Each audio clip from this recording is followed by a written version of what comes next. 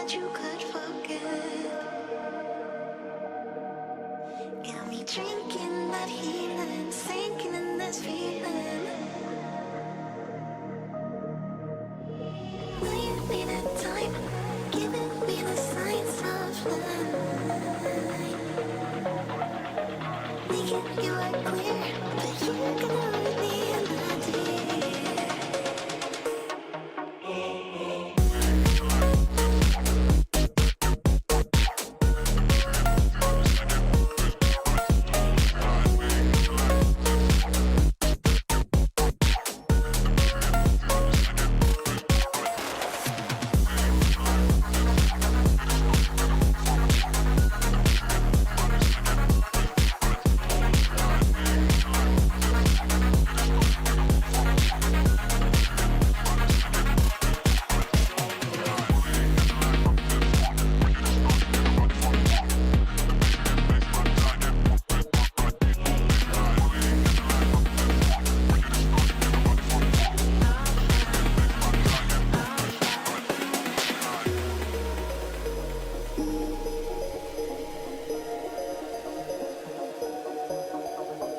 Will you be the time, giving me the signs of life? Of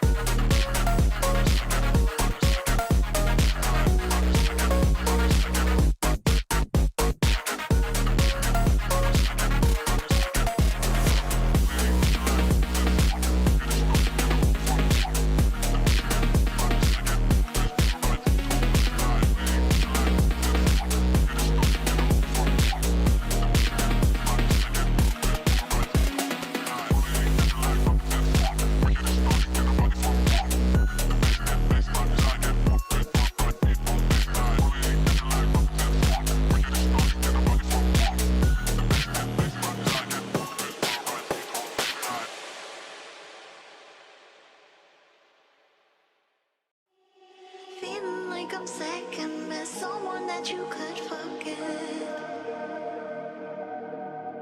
Got me drinking that healing, sinking in this feeling. Will you be the time, giving me the signs of life? Thinking you are clear, but you're gonna leave me in the deep.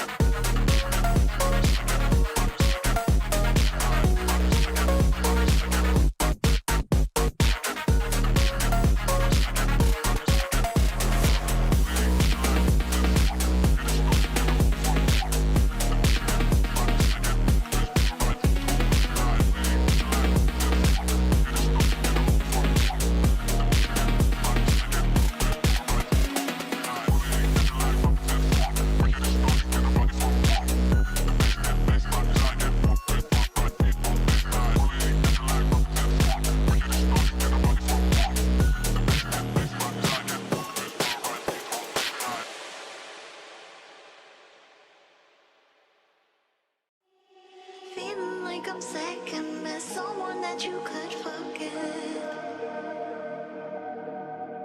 Got me drinking that healing, sinking in this feeling. Laying me that time, giving me the signs of life. Making you are clear, but you're gonna read me in the deep.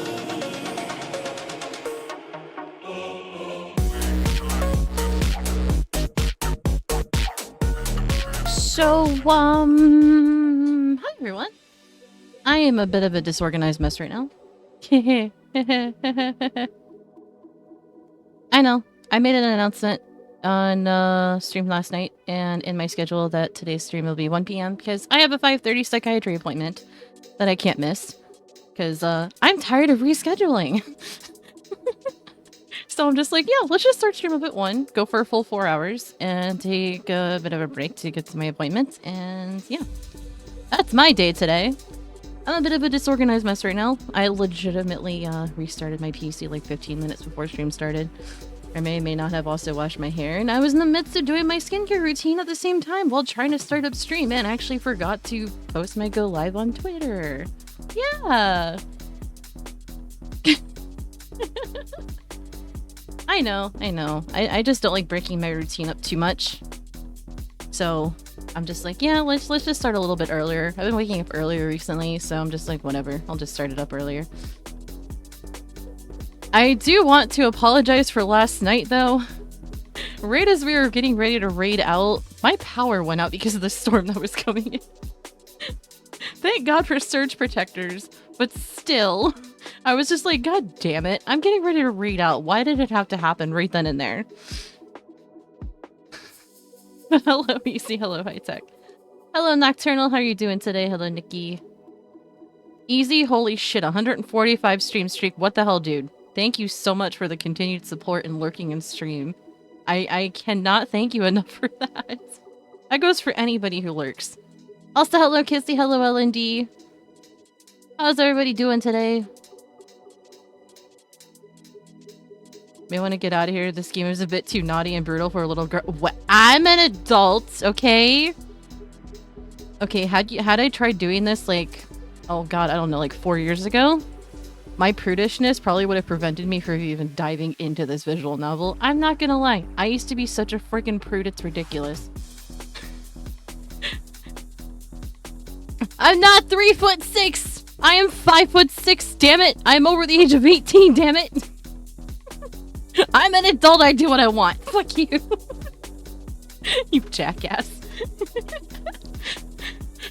You're such a smartass. Also, High Tech, holy crap, 100 stream streak. Thank you so much. I appreciate it. I really do.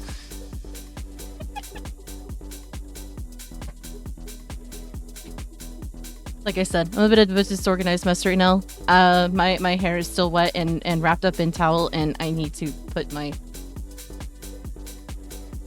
leave-in conditioner. I still need to put my moisturizer on. I forgot to grab water so I could take my vitamin D and magnesium on top of it. So yeah, I'm scrambling right now, but you know what? I'm not gonna stress out over it. It's okay. I'm gonna try not to stress out over it.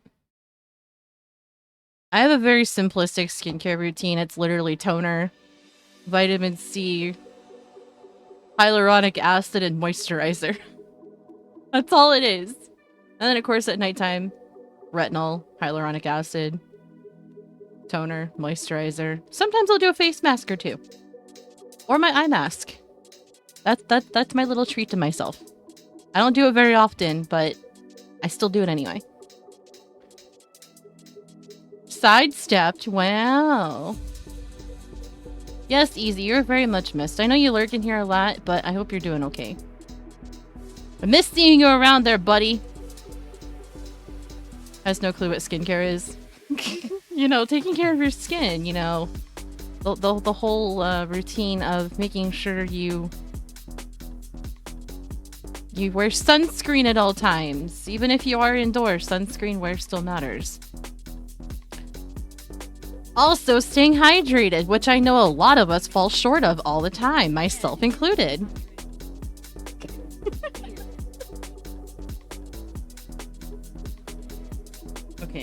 Okay. My hair is an absolute mess right now, so hang on just one moment. We're just gonna sit here and chat until I finish this. And then we'll jump into our subpar narration Tuesday with the Fruit of Grisaya. I will say this for anybody who has not been here for the extent of this. There is a current traumatic event happening in Amane's past that might be triggering for some people.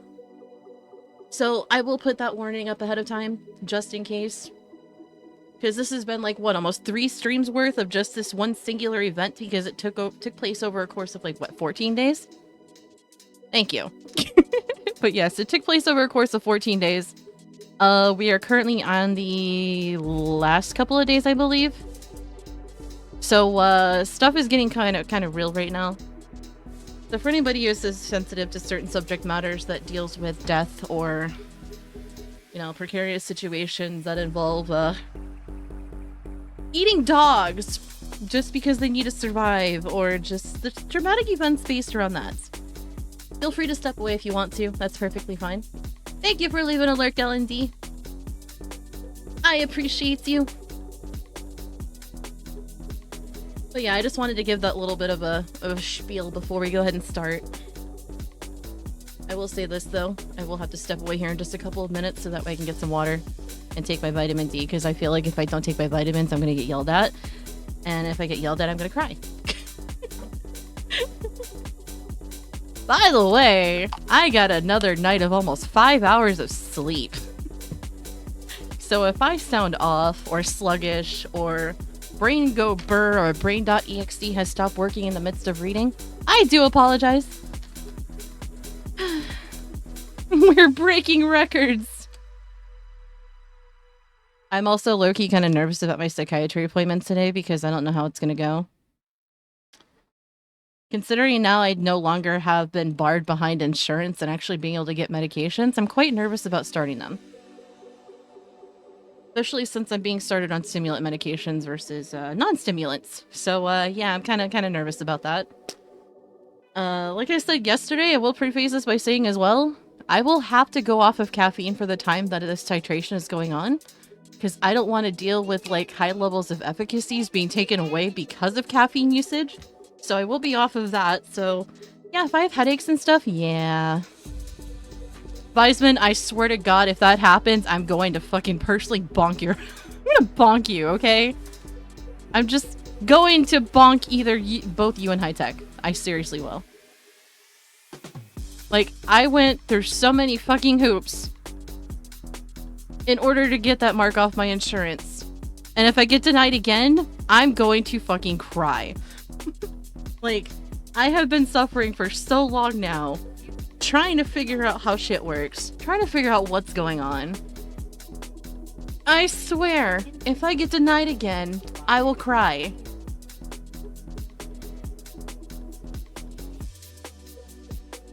By the way, I can't read at the moment. I am putting my moisturizer on, and I had to take my glasses off for that, so give me one moment while I rub this in my face. Trying to do better by taking better care of myself. And this is something I did discuss with my therapist yesterday. I told her that despite my lack of sleep, I have actually been the most productive I've been in weeks. I can't explain it. I really can't. Does lack of sleep do that? I'm not sure. Also, hi Ben, how are you? I recognize colors. I see colors on screen, and I'm just like, hey, I know who that is. I don't need to read it right off the rip. Okay, we're good with that. Now I have a mess to clean off my desk after stream. Colors, you say? Yeah, easy. You swapped the purple, you jackass. Why you gotta be such a smartass? Thinking more of the pharmacy is out of the specific brand of medication. It's purple on my screen, at least on OBS.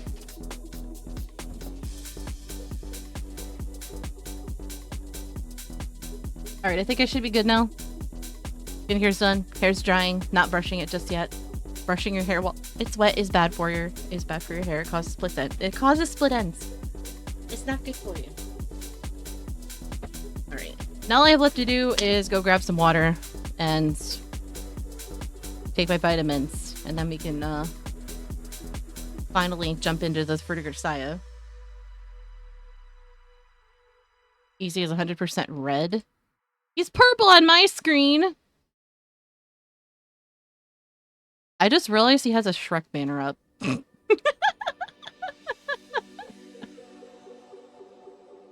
You can't see me. Boo boo doo boo. Do do do do. I don't have that.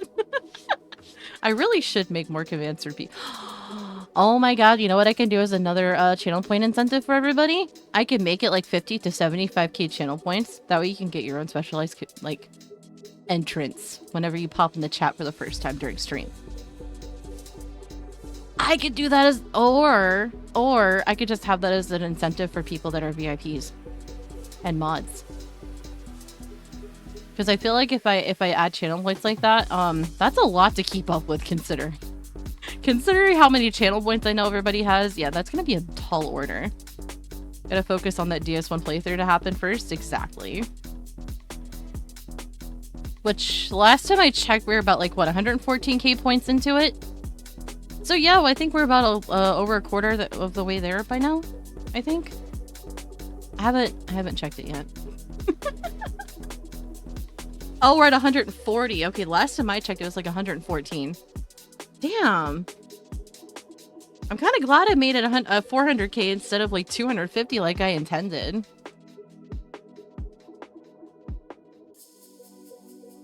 But yeah, for those that are here, don't forget to contribute your points if you want to see me suffer through Dark Souls 1. That's going to be an interesting playthrough. No, we're not doing that. If it's Dark Souls, I'm sorry, but I want to make it like a large incentive or community goal. Because, you guys kind of crushed it last time with Little Witch no beta, and I think I did like 250 key points at that time. Or was it 150? It was around there. But you guys literally crushed it in a matter of days, and I'm just like, really? Y'all want to see me torture? You just want to torture me. Fine, okay, 5 channel points. I will one up your 5 channel points and make that 20. No, I'm just kidding.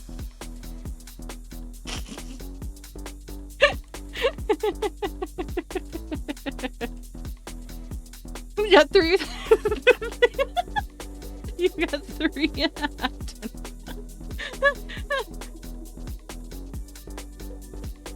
Okay, easy. We don't need a smartass. Okay, let me rephrase what I said. Let me triple that and make it 20 instead of 5. Is that better? Or would that be quadruple? Because if you're doing quadruple, that'd be upping it by 5. Or, you know, we have a seismitoad in chat.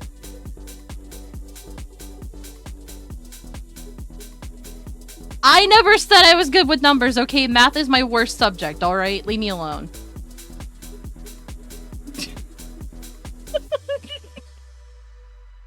God damn it, I hate it here. In 365 years. Thank you for your service with us. Policy written by Kissy Kitten.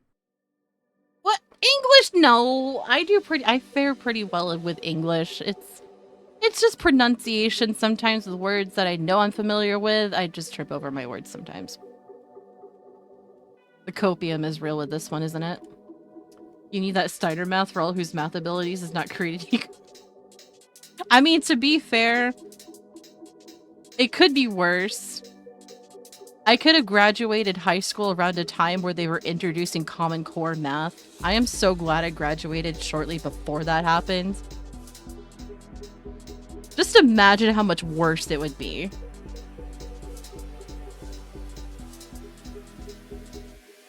Oh god. Oh, that's why that was off. Okay. I fixed my monitor situation. I was wondering why it just seems so off in terms of just like... Okay. I must have messed it up last night trying to fix my freaking like cord situation after, you know, my power went out. Yeah, Ben. Yeah. Yeah, you... Let me do this.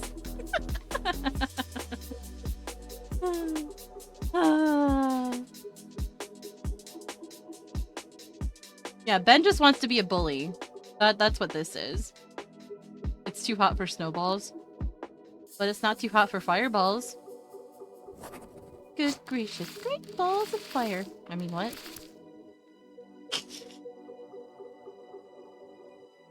I'm in a weird mood today, so I apologize. I don't know if it's a lack of sleep or I'm just being a silly doofus. Fairly certain she's gonna say something negative about herself if she has it. I haven't just yet. You need to rethink your choices. We do not talk like that about ourselves in this family. Now go say something I mean, at least nice not about vocally. yourself. Internally, I've probably said a lot by now without even realizing it, but you know, that's just how it works. Hi, I'm Mandels. I internalize everything.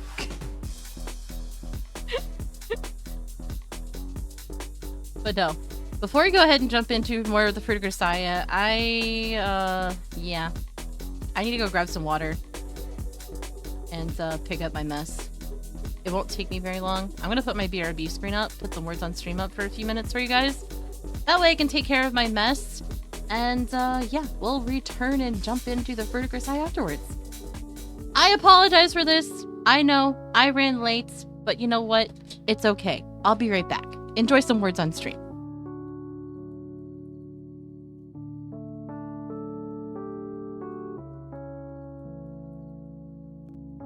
There is no ad break, damn it!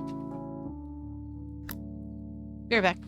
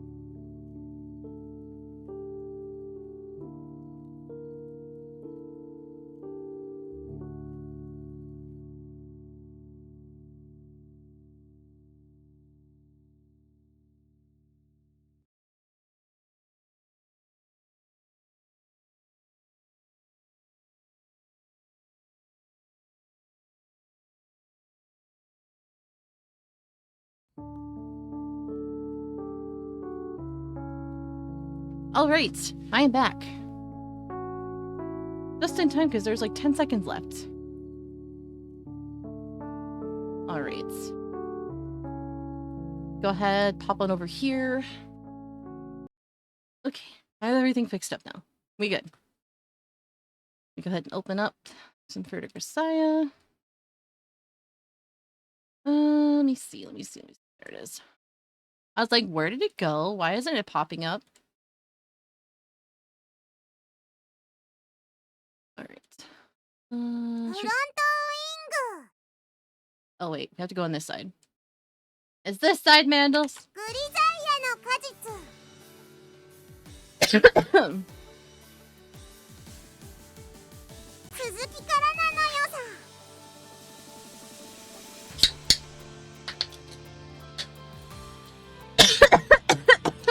さ Heisman. Not doing that again, okay? No, we're picking up from back again from last week. As stated before, their teacher, Mr. Ochi, decided to take off and try to find some help, and they were left to fend for themselves, ran out of food. One of the girls' dogs passed away, and they were forced to eat it to survive. So, we're at that point right now. This is where a lot of stuff is about to happen, and it's gonna get dark real quick. That's all I'm gonna say. You think it's been bad the last couple of streams? Yeah, this is... Okay. 申し訳ありません Alright, Ibuki has started slowly going insane due to nutritional deficiencies from previous dieting before this whole thing happened. Slowly losing her minds, just as much as everybody else is. Alright. So we'll just go ahead and reread through everything from the start up at the top all the way to what Kazuki said. See what I mean? She's been like that since this morning. Usually she goes right back to normal, but it's been hours now. What am I supposed to do if she just stays like this? There's nothing you or any of us can do. Not only do we not have no medicine, we can't provide her with the nutrition her body needs to heal itself. Right. So, yeah. Things are looking grim. 君が悪いんじゃないさ無理を言っているのは私だ Right, I need to take my すま vitamin なかっ D. たね I forgot. If the volume is too low, please let me know.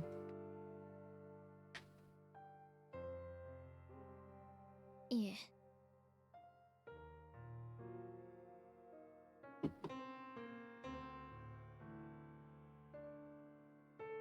Sakuma Senpai's powerless attempt at a smile conveyed only resignation and defeat, made all the more pitiful by her swollen face. It wasn't the flush swelling of a fever. Her face was drained of all color, her ghastly pale cheeks visibly rough and dry. She was blinking constantly throughout our conversation. It may have been difficult merely to keep her eyes open behind those bloated cheeks. 佐久間さんも栄養失調が顔に出ています気をつけ Yeah, て they're く all ださい severely malnourished at this point. Literally living off of plants that they find in the forest. And a lot of onion skin tea, as Amane like to put it. そうだね気をつけるよ Exactly how was she supposed to be careful about starving when there was no damn food? Sakuma seemed mature in refraining from yelling the obvious retort in Kazuki's face, but quite possibly she simply no longer had the energy. Just how long would this situation last? Mentally, physically, in every possible way, we were being taxed beyond our capacity to endure. How long could we possibly hold it together under such circumstances? Even Kazuki, our acknowledged authority on mental toughness, could no longer fully hide her fatigue. Her youthfully framed face, burdened with that accumulated exhaustion, seemed to have aged somehow. Gently closing her eyes, Kazuki breathed a brief sigh, then proceeded to depress me still further. 実はここだけの話桜井先輩と広岡さんも相当にまずいのよね Sakurai had initially been recovering fairly well, but our unsanitary environment and inability to adequately disinfect her wound proved catastrophic. She was beginning to exhibit symptoms of sepsis, almost certainly caused by bacteria invading through her wound.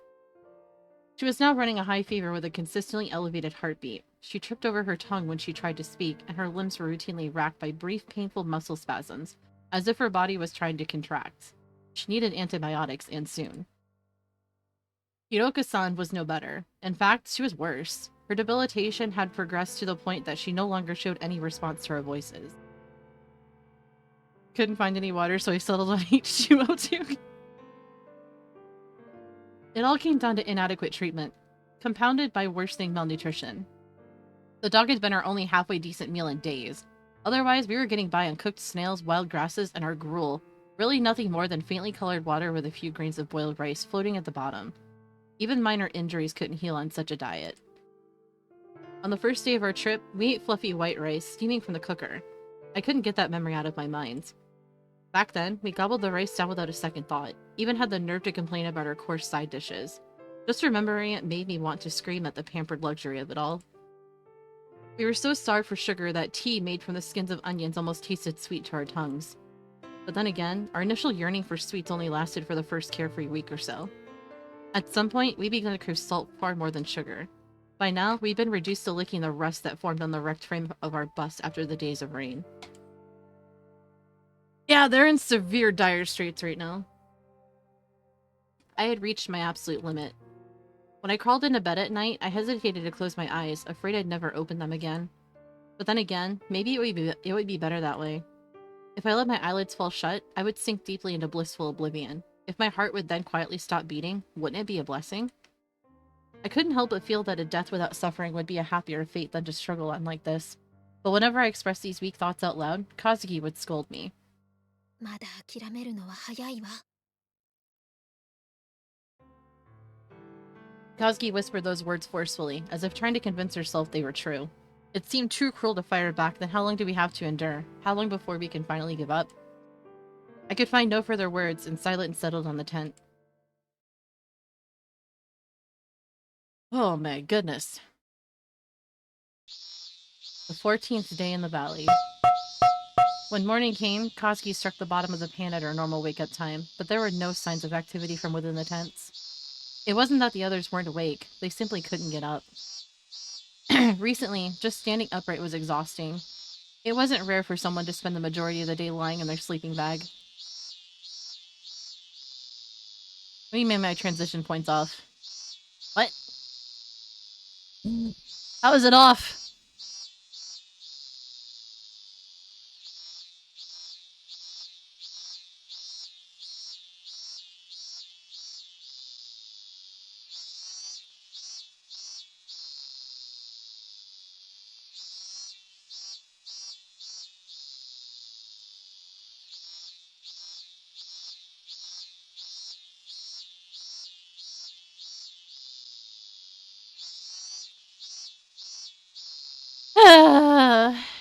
It's okay. It's okay.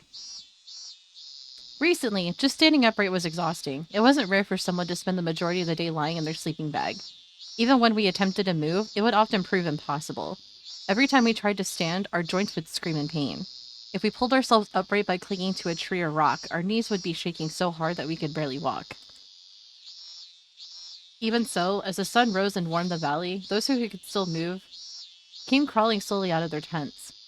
Basking in the rays of morning light, we resembled nothing so much as a lethargic pack of iguanas escaped from the Galapagos Islands.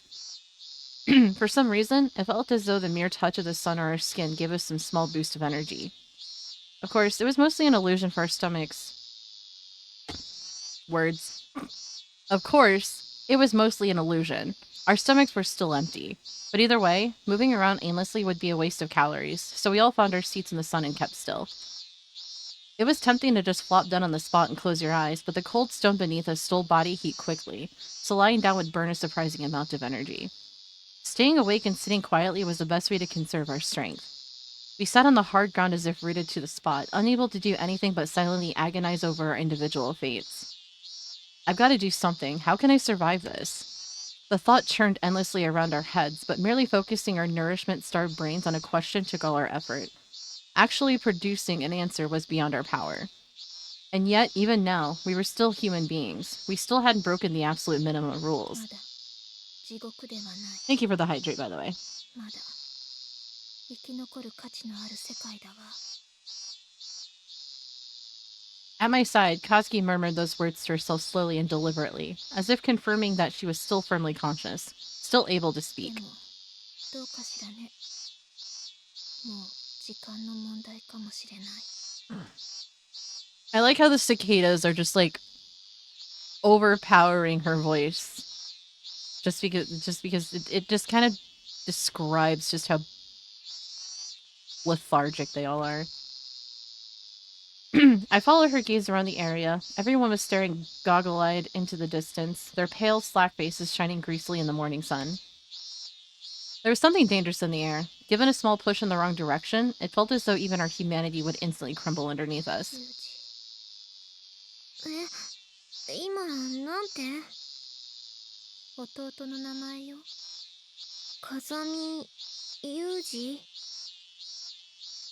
そう、それが私の弟の名前。会ってみたいな。生きて帰ることができたら紹介してあげるわ。きっと Oh, this is so heartbreaking because I already. 楽しみだな。きっとだよ。ええ、約束するわ。That afternoon, Mr. Ochi returned from his escape attempt to rejoin us on our gradual, passive slide toward death. He was completely emaciated. His sunken eyes were as dark and hollow as those of a wild animal. But more than lamenting his failure, the group was overjoyed at his return. I see. He failed. We were back to the drawing board yet again. That was a heavy, if somewhat abstract, disappointment. Even so, the return of our only adult male was no small relief. Not to say that our teacher's presence caused any dramatic changes in the situation. As always, we were desperately short of food. If anything, practically speaking, Mr. Ochi's return translated to nothing more than another mouth to feed, worsening our already meager daily rations. Naked lurkers! Thank you for the 7th streak, Pooh Bear, I appreciate it! That evening, having entered the large tent to check up on the wounded, I noticed that Hiroka-san had quietly stopped breathing. 2 weeks after Shikana Ozawa and Okabe's deaths, we had a... Why am I stumbling over my words? Oh my god. 2 weeks after Shikanai, Ozawa, and Okabe's deaths, we had our 4th casualty. Shikanai! It's Shikanai, not Shikanoko. Hiroka had died lying in the sleeping bag in which she'd spent the last 14 days of her life, her eyes and mouth half open. It was a gruesome sight, but there wasn't any real agitation among us. We'd all be prepared for this. We'd all been prepared for this, even expecting it.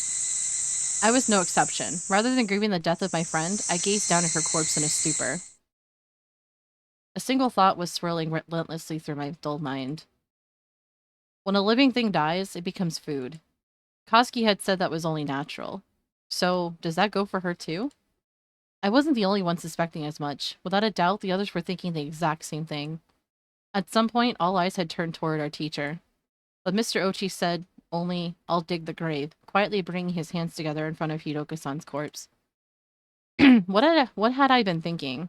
Of course we were burying her. A human being eating another human being is unforgivable, no matter what. We must have been going a little soft in the head. Right. Our friend had died, and we were upset. We'd lost our heads from the shock. That was all. Our shoulders sagged to learn our stomachs would go unfulfilled, but all the same, we heaved sighs of relief. Without a single word of objection, we silently watched Mr. Ochi walk down into the forest to bury Hiroka's remains. I'm vile. I'm a vile, disgusting excuse for a human being. The shame welled up so suddenly and so heavily inside me that I couldn't contain my tears. Lowering myself shakily down onto the hard ground, I broke into wretched, violent sobs. Oh, this is, oh. The 15th day in the valley. I was awake, but I couldn't even open my eyes. My head felt packed to the bursting with dull, heavy lead. Every inch of my body was painfully cold and exhausted, to the point that even breathing was difficult. There wasn't a drop of saliva in my mouth, and the back of my throat burned bitterly. I couldn't even speak. This morning, Kazuki seemed to be in similar shape. When I finally managed to force my eyelids up just a sliver, I could vaguely see her lying perfectly still on the other side of the tent, curled up like a cat. I'd always admired her strength, wondered how she trained that tiny body to be so unbelievably tenacious. But it seemed that even her amazing endurance was reaching its limits. No, she'd probably long since passed those limits, but if Kazuki were to collapse, we would have lost a large source of hope. Without her, some of us might have long since given up. Stopped even trying to survive. Kazuki had probably been pushing herself unreasonably for our sake, forcing herself to appear energetic and powerful. She looks so very small right now. I hoarsely croaked out her name. There was no response. ねえ、和樹、死んじゃったの？ My arm had grown painfully thin, but it still felt heavy as I reached out toward my friend's back. She was still warm, and I could feel her back rising and falling ever so slightly with her breathing. She was still alive. 和樹、死んじゃ嫌だよ、和樹。 My tear-filled voice finally elicited a response from Kazuki. Her tone, understandably, was exceptionally grouchy. もし私が死んだら、あなたが私を食べてね。なんてこと言うんだよ。 Kazuki's words abruptly brought back the memories of Hiroku-san's death, and my breath caught in my throat. 死んだら嫌だよ、和樹。死ぬなら一緒に死んでよ。私を置いて先に死んだら嫌だよ。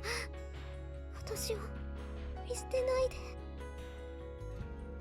Surviving alone in this hell would be meaningless. Kazuki responded to my heartfelt whimpering with a snuffling little laugh.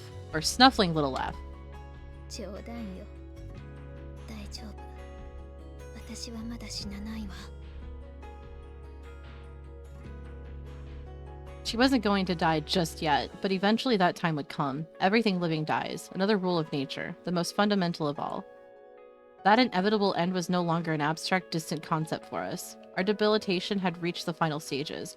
One by one, we were wasting away. Today, Sakurai-senpai and Komori-san were the casualties. Sakurai died from her sepsis. Komori killed herself. We found her hanging from a tree. Numb as we'd grown to horror, the suicide sent a disturbed ripple through the camp. Oh, this is hitting kind of hard. But after the initial shock passed, we felt little more than resigned acceptance. Since eating her dog's flesh, Komori had clearly been mentally unstable and physically frail. Even before her sudden collapse yesterday, we'd all seen her acting strangely. She would totter off alone into the forest, then wander around calling loudly for Allione. And back at camp, she'd push her useless battery-dead cell phone against her ear and hold extended conversations with her dead pet. Everyone had felt vaguely apprehensive about her bizarre behavior, but there was nothing we could do for her. When the labored breathing of a girl sitting nearby grew faint as a whisper, the thought, another one's dying, would pass through our minds. But we didn't feel sorrow or pity. They were luxuries we could no longer afford. When Mr. Ochi carried each new corpse into the forest to bury it, the only thought we could muster was, one less mouth to feed. Cold-hearted, cruel thoughts, but we no longer had even the strength to hate ourselves for them. The terror of watching your friends die one after another. The terror that you might be next. The escalating terror of our reality overwhelmed us, and some began to escape from it entirely. Drunk on the adrenaline our brains secreted to numb the agonizing fear, our thoughts lurched in bizarre, irrational directions. I don't want to die. If somebody dies in my place, maybe I'll survive. Without any logic or evidence, many had begun to believe something of the sort. That inside this ravine, one life could somehow be traded for another. If somebody else dies, I'll live.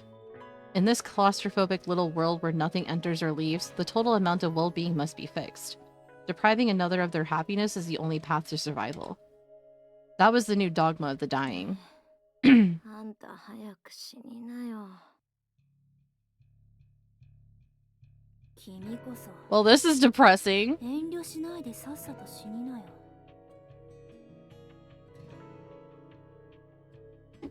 That day, the only ones with enough energy to do more than sit limply on the ground cursing were Mr. Ochi and the captain. Since Mr. Ochi's return the previous afternoon, the two of them had made numerous trips to forage for food on behalf of those who could no longer move. They even cooked meager meals of weeds and snails, then fed them to the weakened girls. Oh, hi, Lumi. How are you?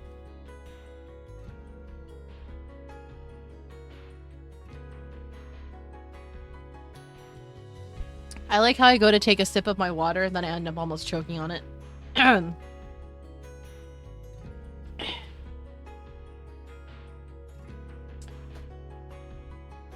You can count to 5 again. Congratulations. Thank you for that 5-stream streak. I very much appreciate it. How'd you burn your foot a couple days ago? And I hope you're doing all right. I hope you've been taking care of it. They spoke words of encouragement as they spoon-fed the feeble. Don't give up. You can't die. If those two hadn't been here, none of us would have made it past morning. The thought drove home just how useless I was in comparison, and tears welled up in my eyes. Several times since Mr. Ochi's return, the two had even managed to capture a few animals deep in the forest. Little chunks of venison and wild hare began to appear in the standard wheat soup. The girls who ate it slowly began to regain some of their vitality. That ain't venison! That is not, nope. 和樹、お肉だよ。ほら、久しぶり。 Oh, you got a second-degree burn from dropping hot vegetable puree soup. Oh. Oh my god, my foot hurts just thinking about it. I hope you're taking care of it. And at least feeling slightly better. I know second-degree burns are no joke, but still. Was it on the top or the bottom of your foot? Or was it just like the entirety of it? I have no idea. Seriously though, take care of yourself. Your food was cold by the time you finished clean. What's more important, Lumi, your foot or the food? How is that the worst part? I haven't noticed any frame rate drops or anything like that, so it's either on Twitch's end or it's on your end. Oh, it's like the size of a large coin. Oh, still though. 私はいいわ。誰か他の子にあげて。 Like, when you said you dropped something on your foot and burned it, I imagined, like, almost the entirety of your top foot just covered in a burn. Still, it's gotta be super uncomfortable wearing shoes. Hopefully it's not blistering up too much to the point to where it's uncomfortable, but yeah, you gotta take it easy with that. どうして？うかつに肉を食べると肝炎になるわよ。ちゃんと火を通してるから大丈夫だよ。私はまだ死にたくないし、生き残った後苦しむのもごめんだわ。 By now, Captain Sakashita and Mr. Ochi were gathering the majority of the group's food. And Kazuki, whose sudden debilitation was so intense she had difficulty standing, had quickly and utterly lost the status she had gained among us since the fall. Everyone worshipped the captain like a god for providing food. And despite all that Kazuki had done for us up until now, no one expressed worry about her condition. Far from it. The looks they gave her clearly read, "Hurry up and die." Maybe she was resistant to the idea of accepting the Ascendant Captain's charity? Whatever the case, Kazuki absolutely refused to eat the meat her rival brought back from the forest. Idiotic pride for someone at death's door. But as irritated as I was, I couldn't betray or disobey Kazuki. I bitterly gave up our share of the meats, offering it to those who were even worse off. A blister popped, and this morning I accidentally scratched the underside of a oh, ew. Yeah, I would like put like some form of like actually no, I wouldn't do Neosporin, because if it's blistered and it's a clear liquid, that's just your white blood cells just like gathering up trying to heal. I think your best bet would just to keep it covered up for a couple of days and let it like reform the skin and then just let it breathe afterwards. That way it doesn't get infected or anything. Because I've honestly learned that if you keep your wound covered at all times with Neosporin, it's not going to give it enough time for it to heal. It's going to take twice as long, so... That night, I would come to understand that I had made the correct choice in doing so. A little before dawn, I woke to the rustling sound of someone moving around in the tent. Sluggishly forcing my heavy eyelids, I strained to see what was going on. Amane, 起きなさい。Kazuki. Kazuki had rolled up her sleeping bag and packed all her belongings in the rucksack she normally used as a pillow. One hand clutching my shoulder, she slowly shook me awake. 何？どうしたの？ Well, I'm glad you're doing well other than that, though. Just gotta be careful with your foot for the time being. You started cycling last month? Ooh, awesome. I've actually recently started back up with my strength training with my resistance bands in the morning whenever I get up. It's actually been helping my acid reflux a lot better, too. Yeah, I've been doing resistance training, and I've also been going for walks more. It's been a bit of a pain in the ass, though, with the heat being as bad as it has been. But I try to go as early as possible, so that way the sun's not... it's not too hot. It's still a pain in the butt, though.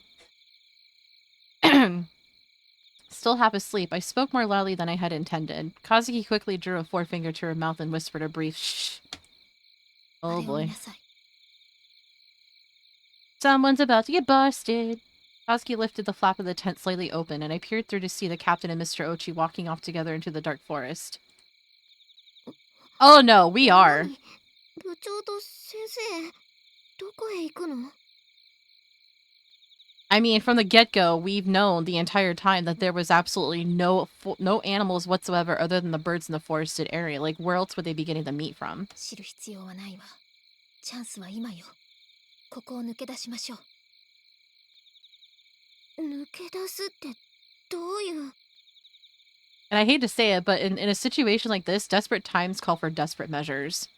You gotta do what you gotta do to survive, but still, it's crazy. そのままの意味よ。この山を出て家に帰るの。もう助けなんか来ない。自力で脱出するのよ。He did a 10-kilometer trip in Pokemon Go. Is like, nah, bitch, you're going too fast. 11 kilometers. Take it or leave it. I didn't understand what she was talking about. The words were clear enough, but the meaning just wouldn't register.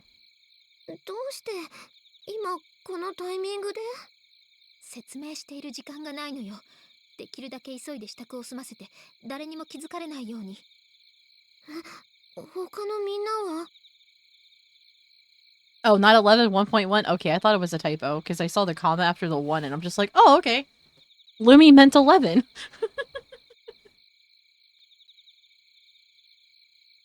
Kazuki fixed a deadly serious gaze directly on my eyes, and I faltered to a halt. いい？アマネ。鬼は連れて行けない。わかる？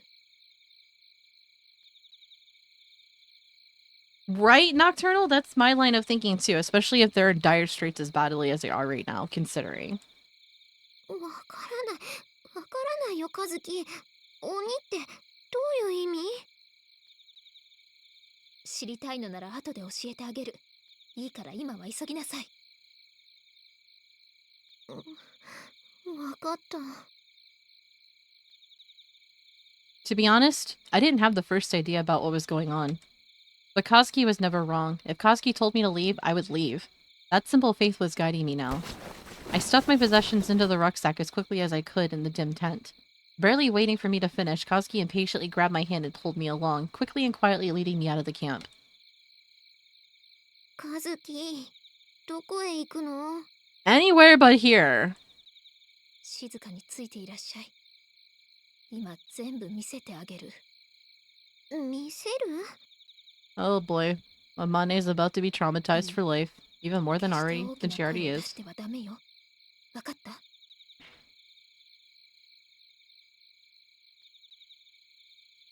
Oh no, don't worry about it. Don't worry about it. This is something new that I learned today. I had no idea about the commas. I thought you guys always use like decimals similar to the United States. Not talking about morality here, it's just because it's about to be lunchtime.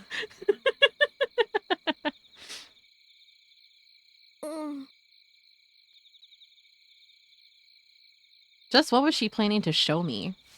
Clueless but obedient, I passively followed Kazuki down the valley and into the forest. We were retracing the steps of Mr. Ochi and Captain Sakashita. For some reason, that realization filled me with dread. Some instinct was whispering faintly, don't go any further. Don't take another step. Some truths are best left unseen. My skin tingled as though all the pores on my body had suddenly opened wide. With every step, my heartbeat grew louder in my ears. Cold, sticky sweat settled unpleasantly in my armpits. 見てごらんなさい。 Whispering so softly I could barely hear her over the cries of the cicadas, Kazuki pointed through a thicket to the clearing beyond. Captain Sakashita and Mr. Ochi were inside. Illuminated by the faint moonlight that slipped through the cracks in the tree canopy, the captain's white skin shone vividly in the darkness. Her skirt and jacket were lying in a messy heap on the ground. She was right next to Mr. Ochi, standing on tiptoe to bring her face to his. あの二人、こんな感じ Yep, that's what happened too. あなた、何を見ているの？ I forgot about that part. 周りをもっとよく見てごらんなさい。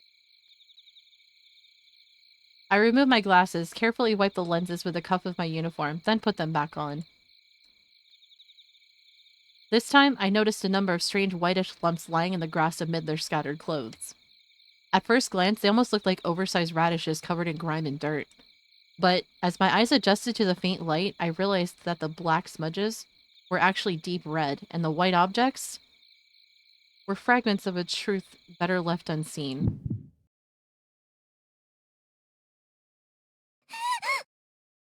She said be quiet, Amane! Oh my god. I couldn't contain my shriek, and before I had time to regret that mistake, tears were pouring out of my eyes, bile was rising in my throat, and I was stumbling backward, falling to the ground.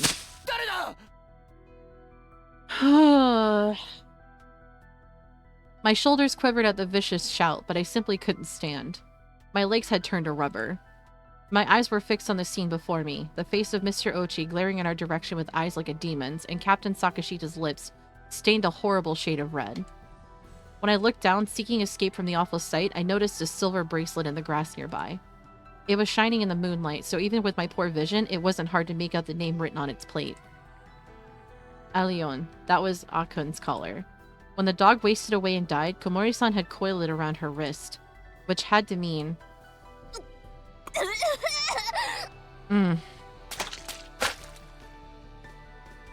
A burning tide of gastric juices surged up my throat. As I noisily vomited onto the ground, Kazuki grabbed me by the shoulder. With a flat, "We're going to run now," she forcibly dragged me to my feet. I did see your Pikachu. It reminded me of the little beads that I grew up with as a kid, where you would put them in the little plate thingy and create a design, and then you would flatten it with an iron. I'm just like, damn, Lumi, you just brought me back to my childhood. What the heck? Disoriented, the taste of acid thick in my mouth, I let Kazuki pull me into a run. From behind, I heard the captain's snarling voice. Probably because that's what they are. I miss doing stuff like that. The voice that had always encouraged me during practice, firm but kind, good hustle out there. The voice that had offered us all reassurance as she distributed the food, don't give up. Captain Sakashita's voice was now... Joy, tragic accident, child deaths, cannibalism, dog eating, and now a grown man banging an underage girl for the whole family, right? Right! Oh, they're Hamabi. Oh, I couldn't remember the name of them. I know, like, I grew up with them, but still, it's just like, what? Yeah, maybe that is. Contextually speaking, yeah. I'm referring to the beads. The voice of a ghoul. This couldn't be. This had to be a dream. Why wasn't I waking up? This absolutely couldn't be real. As these thoughts swirled through my dazed mind, Kazuki hissed into my ear as if to slap me awake. Crap.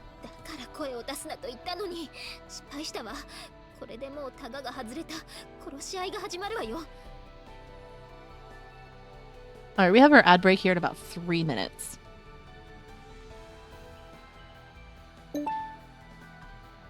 I like how I check Firebot and it disconnects and reconnects. Really?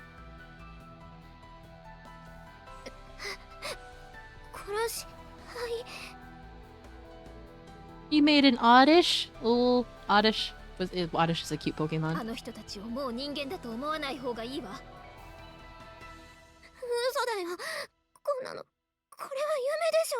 Oh no, it ain't a dream, honey. Desperate times call for desperate measures, and these people went into the thick of it and now have gone insane.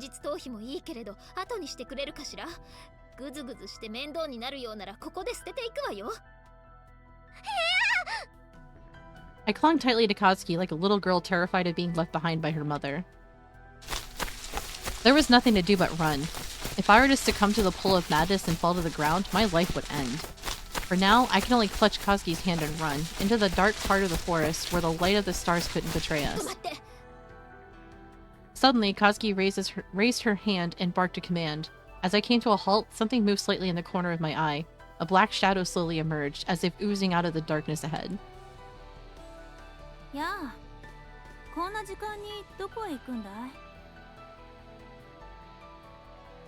Uh-oh.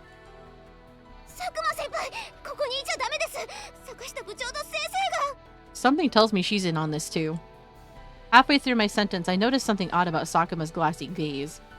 Her eyes were focused on the rucksacks we were carrying, and her swollen face betrayed not surprise. Not surprise, but suspicion. Yeah, that. 逃げるのよ。その人はもうダメ。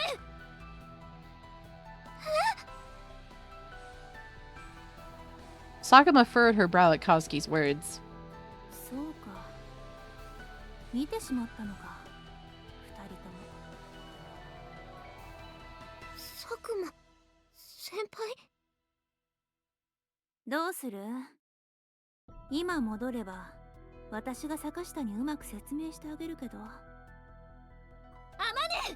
Oh, oh my goodness. Yeah, enjoy your food, knowing that you're listening to a visual novel that has cannibalism involved. Kazuki seized my backpack and practically forced me into a run. Quit. Your request has been denied. You may submit your request again in Oh my 365 years. All right, we have an ad break Thank here in you for about your 10 service with seconds. us. We're gonna Policy pause written here by Kissy Kitten. for a couple of minutes. I'm gonna go over to my BRB screen, put some words on stream up, and we will pick this up after the ad break is finished. So if you're eating anything, I highly advise you to finish or just not eat while doing this, because we're in this for the long haul. We're in too deep, chat. We're in too deep.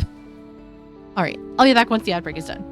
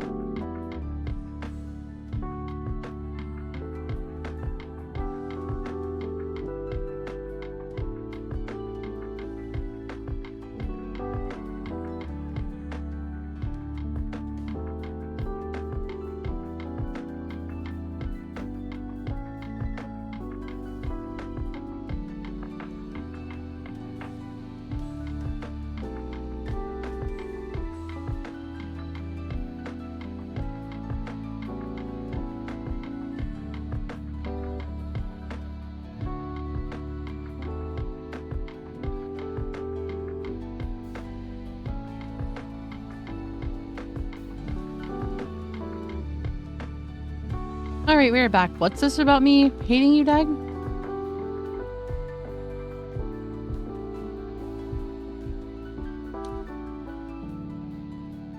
I'm very much confused.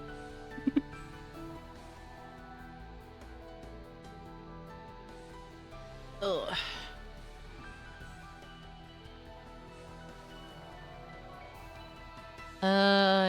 Agree, I guess?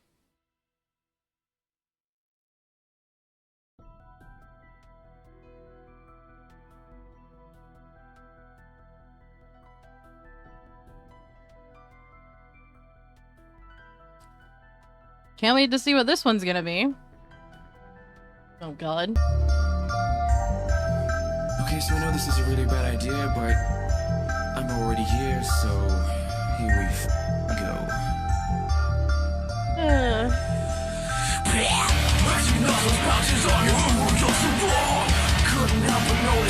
I almost hesitated and chose to, but this is fine.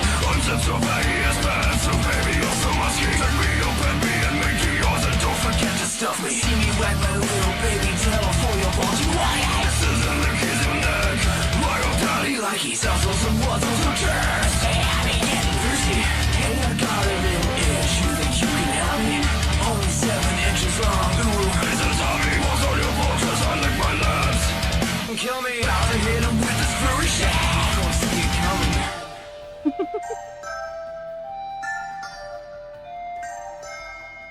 Oh my lord. Alright. Time to jump back into cannibalism and other fun stuff. Kazuki seized my backpack and practically forced me into a run.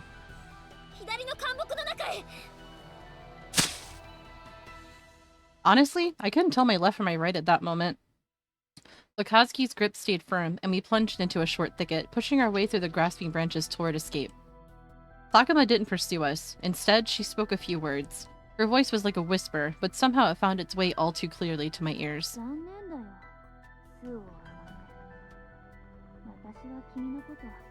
Oh boy.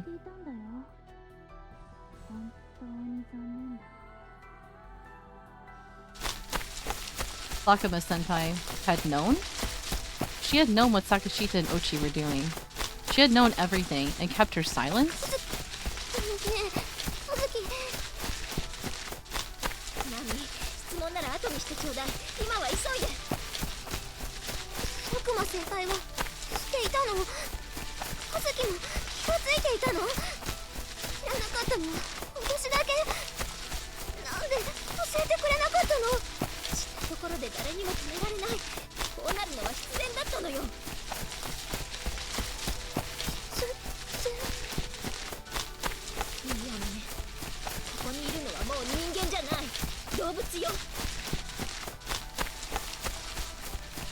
But we're humans. In order for people to live as human beings, 3 basic rules need to be respected. Don't steal, don't destroy, don't kill. When even one collapses, when breaking it becomes natural, it's only a matter of time until the other 2 give way. And when it comes to that, no one can stop the downhill slide. When people fall below the absolute minimum standard of humanity, they revert to a simpler, more primitive set of rules.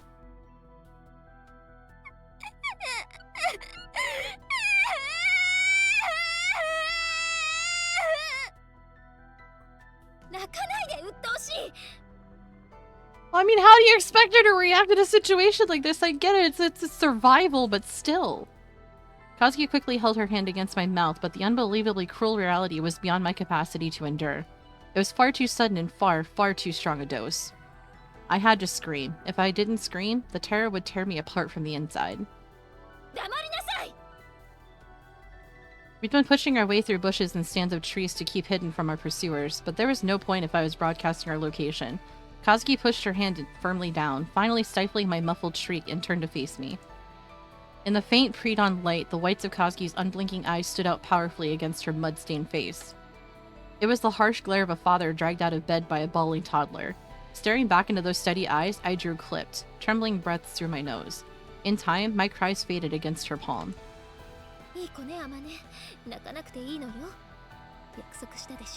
あなたは必ず私が助けるから何も心配はいらないの。わかる？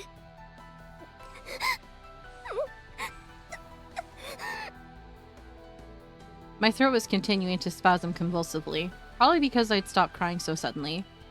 But despite everything else, the feeling of Koski's hand squeezing mine tightly was genuinely reassuring. Oh, my lord. Kaneda's voice rang out in the darkness.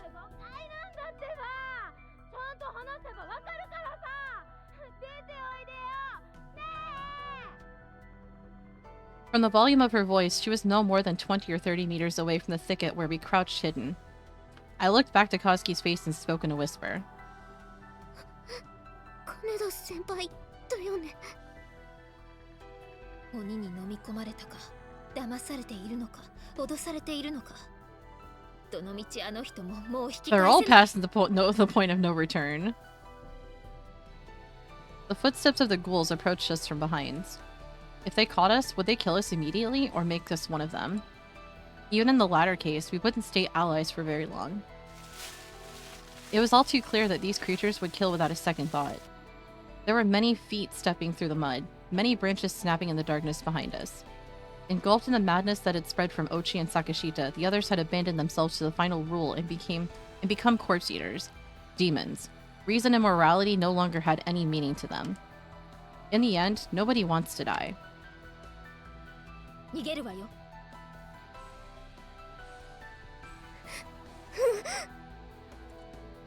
We fought our way forward through the soft, slushy mulch of decayed leaves, desperately climbing the slope before us. My feet sank deeply into the muddy soil, my legs trembling from malnutrition, tangled awkwardly with every stride. Our pursuers' eyes glistened in the darkness like pools of oil. Those eyes betrayed no hatred, no anger. They weren't the eyes of people looking at their enemy. They were the eyes of beasts that knew no emotion but hunger. They were looking at their prey. If they catch us, they're going to kill us on the spot. The terror paralyzed my brain, and even focused. Yeah, words. The terror paralyzed my brain, and even focused, the slope would have been difficult to climb. My leg caught in a muddy patch of leaves, and I tumbled down into the ground. Onto the ground, not into. Oh my lord. What are words right now? もういいよ、カズキ。一人で逃げて。私はもう無理。怖くて動けない。 My hands shaking pathetically, I lowered my rucksack to the ground, then took out a kitchen knife carefully wrapped in newspaper. 私、今ここで死ぬ。 They'd probably swarm around my corpse when they found me. That distraction would at least enable Kazuki to escape. I unwrapped the stainless steel knife from the newspaper with trembling hands, but at the sight of the shining blade, my mind froze with dread. If I stab my neck with this, will I die instantly? I bet it's going to hurt. Oh god, I don't want it to hurt. But as my hands continued their relentless, terrified trembling, Kazuki knelt down beside me and gently wrapped them in her own. その役目は私がやるわ。 Oh, come on, no. No! 私がおとりになると言っているのよ。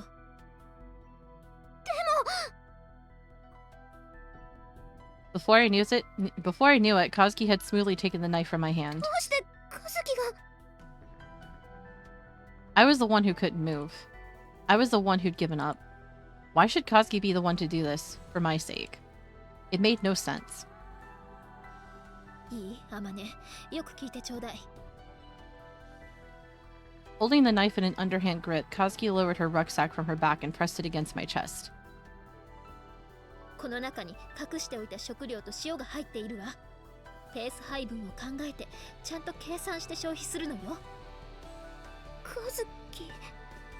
Like I knew what was going to happen, but あなた still. に預けておいたチョコレートとキャンディーも全部あなたが食べていいわ。それとこれ。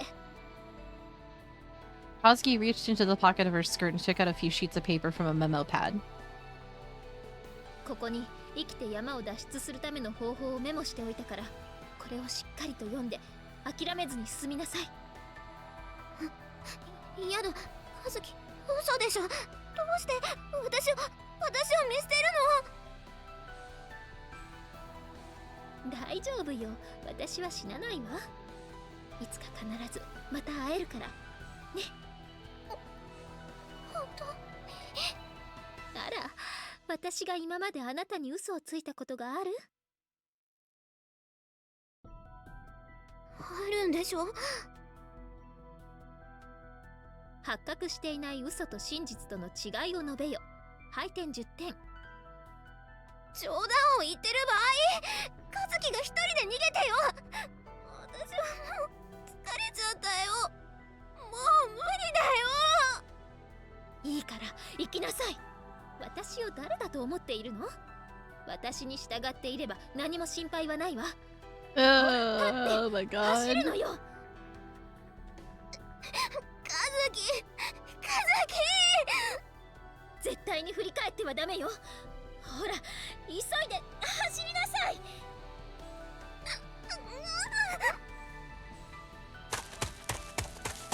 They say that a person's true nature is revealed only when their back's against the wall. I abandoned Kazuki to save my own skin. Leaving her as a decoy, leaving her to be eaten, I moved my legs furiously, desperate to gain every centimeter of safety I could. There was no doubt in my mind she would die. Kazuki would be the sacrifice, and one cowardly, worthless girl would survive a little longer. I was overflowing with guilt. Bitter tears of shame rolled endlessly down my face. Even if I got away, even if I returned alive, this unbearable self-loathing would crush me under its weight. With every step I took, that conviction grew stronger. My legs were leaden underneath me. Or leaden or leaden? Damn it. You absolutely mustn't turn back. She had told me clearly enough, but just once at the end, I stopped. I looked back. The demons had gathered, the beams from their flashlights dancing through the trees, and at the center of their circle, Kazuki was lying on the ground, pinned down by the things that had been our friends. Hi, Donnie. The last time I saw her face, Kazuki wasn't crying. She wasn't screaming. She wasn't glaring resentfully. She was smiling. She smiled, as if to say this was fate, as if to say this was the rule, as if to say it was nothing worth troubling myself over. If Kazuki had screamed for help, if she'd cursed me, called me a traitor, I might never have moved from that spot. I might have run back and fought. But Kazuki quietly, peacefully gazed into my eyes, accepting her fate. Her words flooded into my mind. Amane, listen to me. The creatures in this forest are no longer human beings. They're animals, plain and simple. I stopped looking back. I turned my back on her for the last time and I ran, chanting "Forgive me" in my mind like a mantra. Ugh.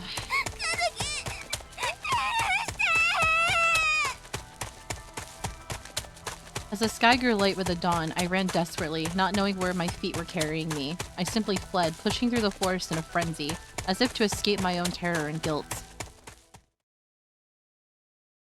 You don't need to apologize for not being here on time. You come in your own time.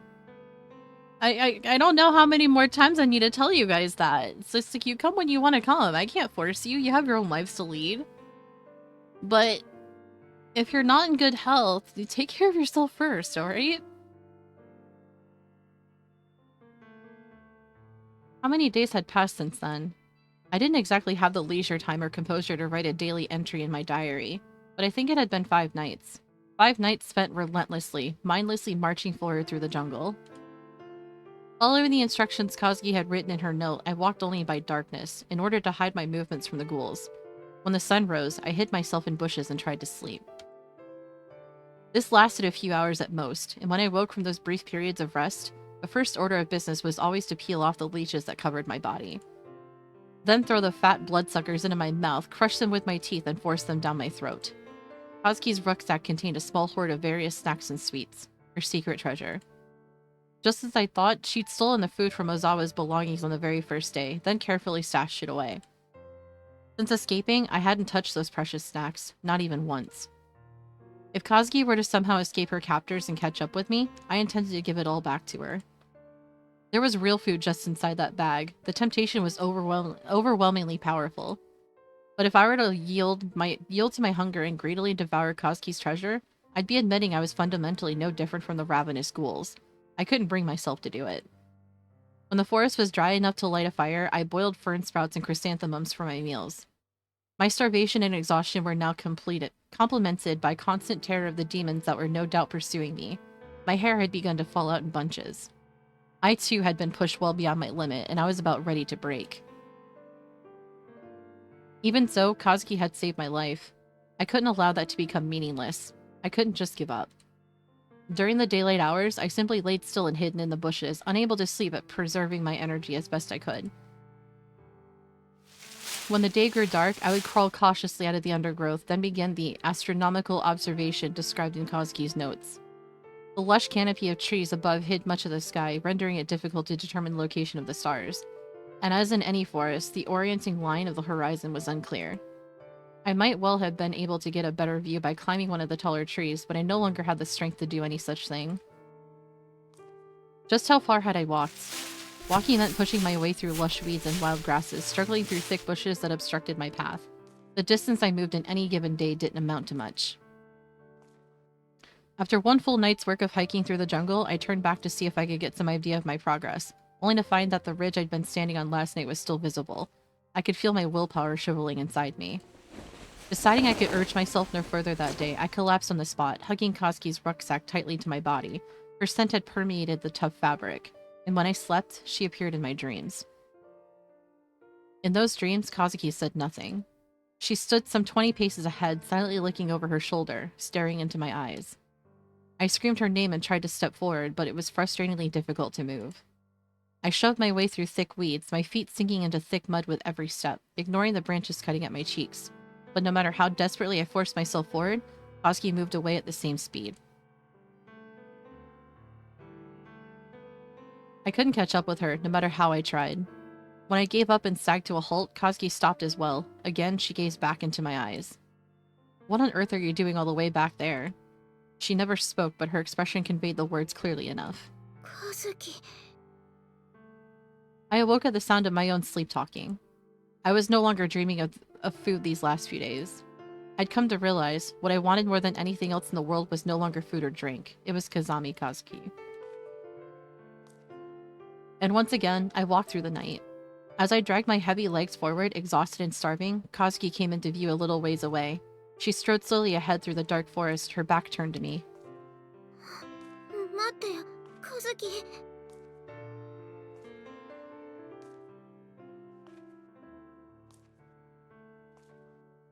As I pursued her, I could see many others further beyond. Vaguely defined figures walked the same path as Kazuki, flickering and melting into each other.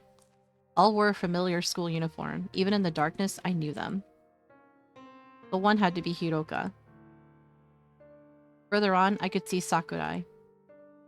Many others as well. Shikanai, Ozawa, Okabe, Alion, frolicking around Komori's feet. The ones who had already died walked among the trees, shimmering hazily in the night. They looked over their shoulders one by one and spoke this way. I finally started hallucinating. Guess I'll just be following them now, have them guide me to heaven. No, will it really be heaven? Well, I've been in hell until now. If they're taking me somewhere else, it's probably heaven, right? みんな、待って。私、うまく歩けないよ。置いていかないで。ねえ、みんな。I could no longer lift my legs. The world grew cloudy before my eyes. A heavy, leaden drowsiness assaulted my mind. Even where I was, what I was doing, had begun to grow fuzzy.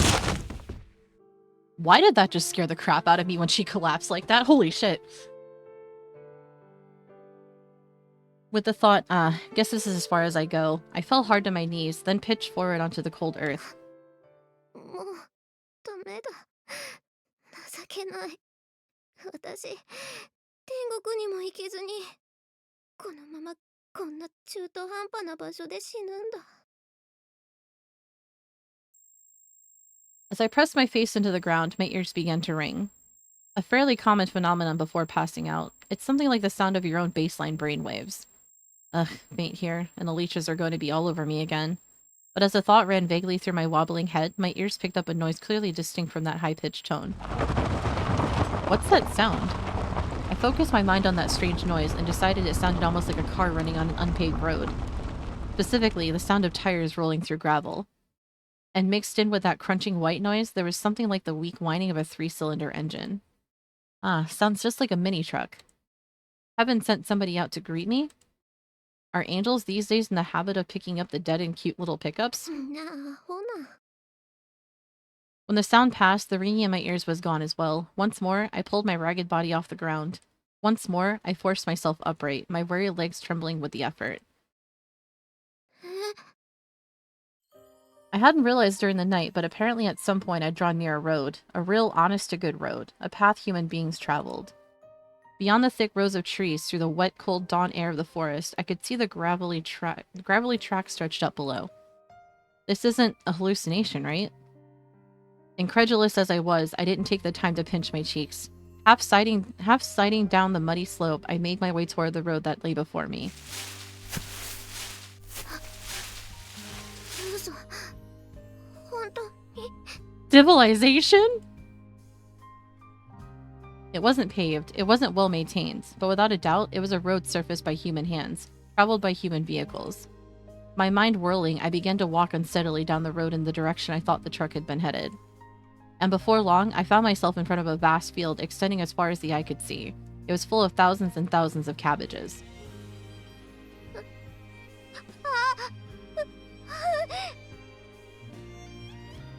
I didn't scream with joy at the sight. Without a word, I drew a few slow, shuddering breaths, then plunged into the field, ripping the nearest cabbage from the ground. I sunk my teeth into it ferociously. In a frenzy, not bothering to chew, I ate.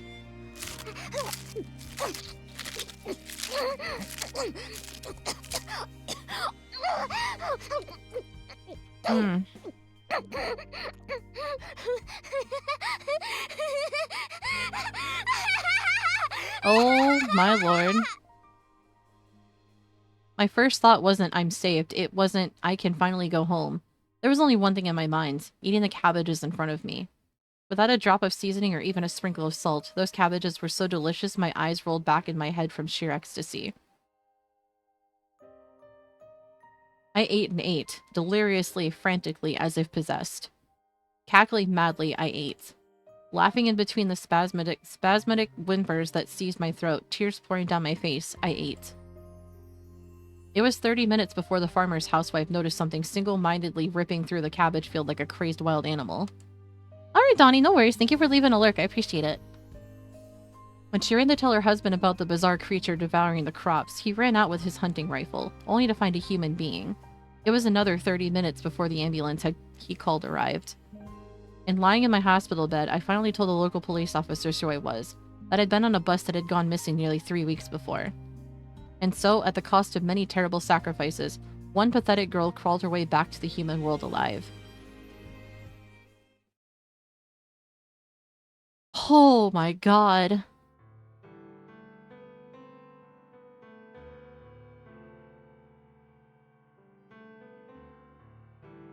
Oh! And now we're back in the dorm with Yuji. And I'm not sure what to say about what his expression and feelings are going to be about this whole thing. This is one hell of a story. I raised my eyes from the diary, reflexively staring up into Amane's face. Her eyes are downcast, her mouth twisted sorrowfully. ねえ、ユージは孤独って知ってる？ Cockroaches? From what I've read about them, they're incredibly durable creatures. They can last for weeks without food, and sometimes cannibalize each other. 私はね、毒虫を詰め込んだ壺の中から生き残った最強最悪の毒虫なのよ。I can't find anything to say. I'm so sorry, that must have been terrible. I've gone through something similar myself. The comparison would be unfair. The paths we followed to that point were far too different. Even so, I understand. Thrown abruptly into a rain-soaked hell without adequate food, unable to imagine what tomorrow will bring, your physical and emotional strength are slowly whittled down. The ones wobbling on their feet have a week. The ones sitting, 5 days. The ones lying down, 3. The ones that can't speak, 2. And the ones that can't blink will be dead before the sun sets. At some point, you've lost the energy to dig graves for your companions. You sleep next to the rotting corpses of your friends. Hell on earth. Precisely because I understand, I have no words to offer her. I seek refuge in the tattered diary in my hands. Returning home as the only survivor of that horrific accident, my reception wasn't what you could call gentle. The media widely discussed the incident and its miraculous survivor, spicing up their articles with a barrage of thoughtless and downright cruel speculation. While never publishing my actual name, many twisted their limited information to suggest my survival had come at the cost of my humanity. I was a social problem of the hour. When I returned to school after recovering my physical strength, a classmate thrust a weekly magazine in my face. It was open to a gory photograph of the crash scene as it had been discovered. Hey, this corpse. This is Hiroka's face, isn't it? Poor girl. So tell me something. Why were you the only one who survived? Everyone else died. Why are you the only one who came back? Of course, at that age, the gruesome and bizarre have an irresistible pull. At first, the words might have been nothing but curiosity, carrying no ill intent. At first, they might not have even realized their own casual cruelty. But that first question opened the floodgates. Soon, the entire class was hurling questions at me, mostly for their own amusement. Hey, you ate them, didn't you? Base speculation always runs along predictable lines. Better the titillating fiction than the complicated truth. How can she live with herself? It makes me want to puke. I wouldn't have done it in a million years. Some things are more important than staying alive. I'd rather starve to death. Just seeing her face makes me lose my appetite. I hope she transfers soon. Soon, they spoke with undisguised hatred. My denials fell on deaf ears, and I stopped even trying. In their eyes, I was a cockroach, a vicious, durable insect. Inside the confines of the killing jar, I had killed my own kind to survive. And now I had crawled back to safety all alone. It quickly became impossible for me to attend school normally. Before long, a special classroom was prepared for me to study alone. The administration's attempt at resolving the problem was half-hearted and passive. Essentially, they isolated me from my classmates, leaving my former homeroom teacher to take care of any problems that might arise. But since their main concern was minimizing further disruption, the choice made sense. And fortunately, that teacher was a kind woman who offered me warm encouragement. It's all right, as long as you're alive, you can start again, as many times as it takes. I'm here for you. I'll be here as long as it takes, so please, please keep trying, okay? Her words pulled me through some of the blackest days. She was right. My survival had come at the cost of many, many sacrifices. I had to keep going, for the sake of those who had died, and for the people who still believed in me. But eventually, I was made to realize these innocent thoughts were founded on nothing more than childish naivety. Half a year after the accident, I moved up to the next grade in a new homeroom, and the teacher who had treated me so kindly abruptly stopped her little therapy sessions. Her attitude changed. The sympathy left her eyes. In the end, her kindness had been nothing more than the professional mask of an adult doing her job. That realization hurt me more deeply than any of the lies or insults ever had. After yet another day of isolated misery in an empty classroom, I returned home to find the words cockroach nest scrawled in huge letters across the side of my house. My mom was crouched beside the graffiti with a bucket and brush, tears in her eyes as she desperately tried to clean it off. Her teeth were tightly clenched as if to keep the sobs inside. They'd made her cry. They'd made my stout-hearted mom weep as miserably as a child. Hit by a wave of inexpressible, overwhelming sadness, I fell to my knees on the spot. Is other people's misery really that much fun to you?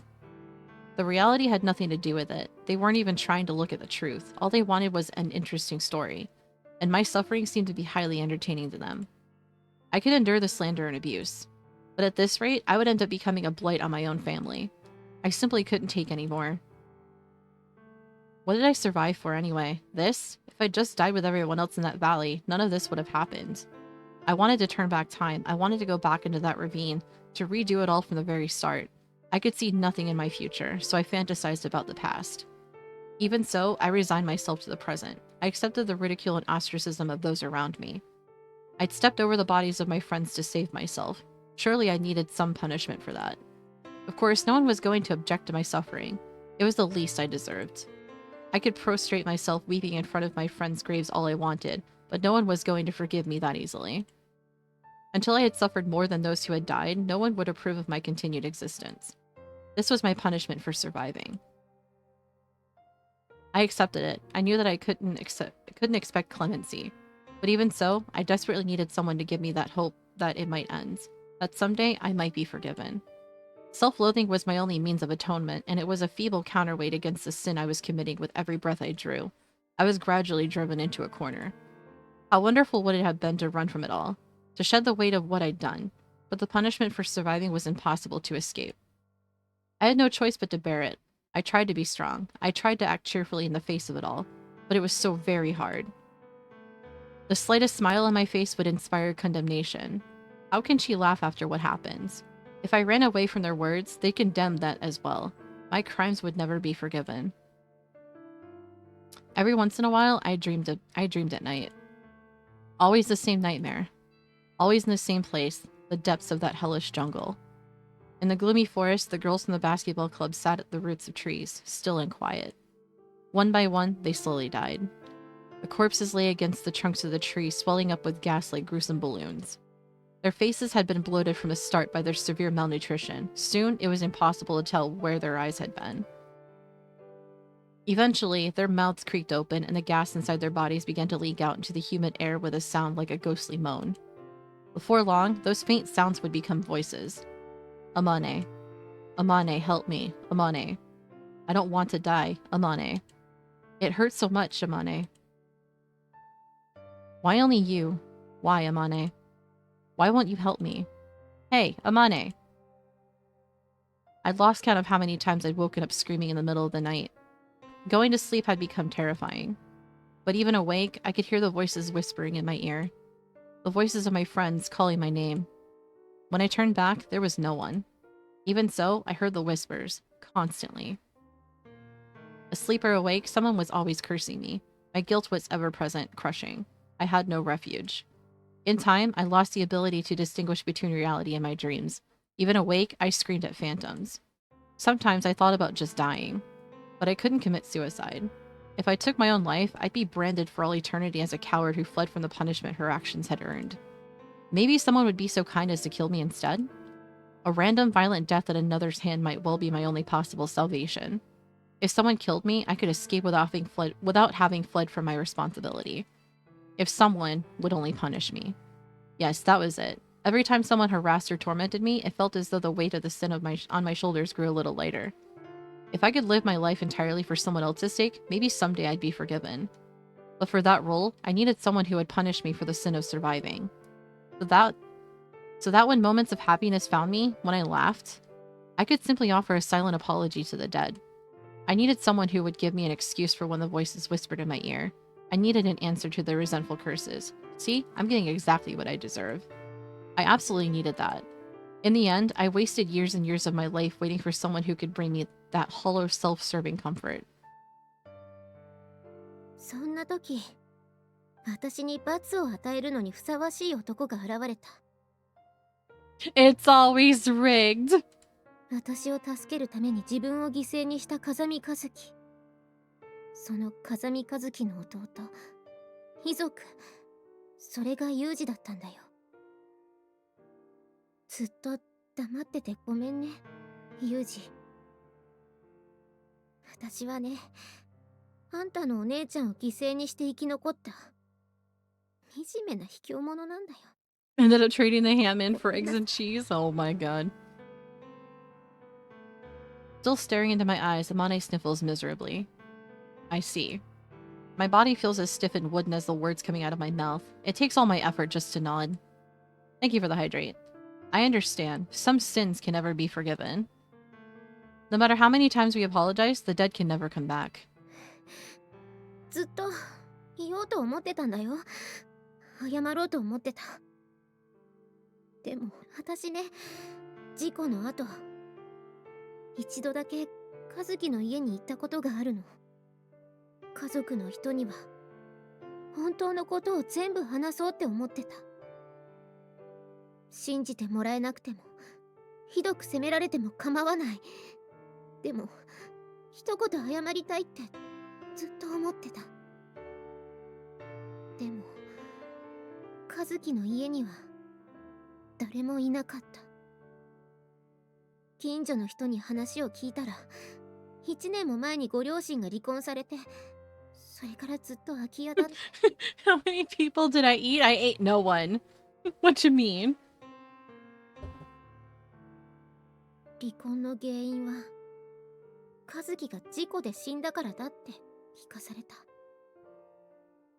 私がユージの家族をめちゃくちゃにしちゃったんだって、そう思ったら怖くて言い出せなかったんだよ。 The mentions of eggs and cheese. I know what I'm gonna have for dinner now. I'm gonna make some scrambled eggs with some cheese and spinach in it. I'm gonna have some toast and some sausage as well. I would say pancakes, but I really don't want anything sweet right now. I said Noah, not Noah. Oh my goodness. True enough, Kazuki's death was the catalyst of my parents' divorce. But what came after? The real disintegration of my family. That was inevitable. My father's death and my mother's suicide were inescapable, fated events. Amane had nothing to do with any of that. And either way, making her into a scapegoat won't change the past.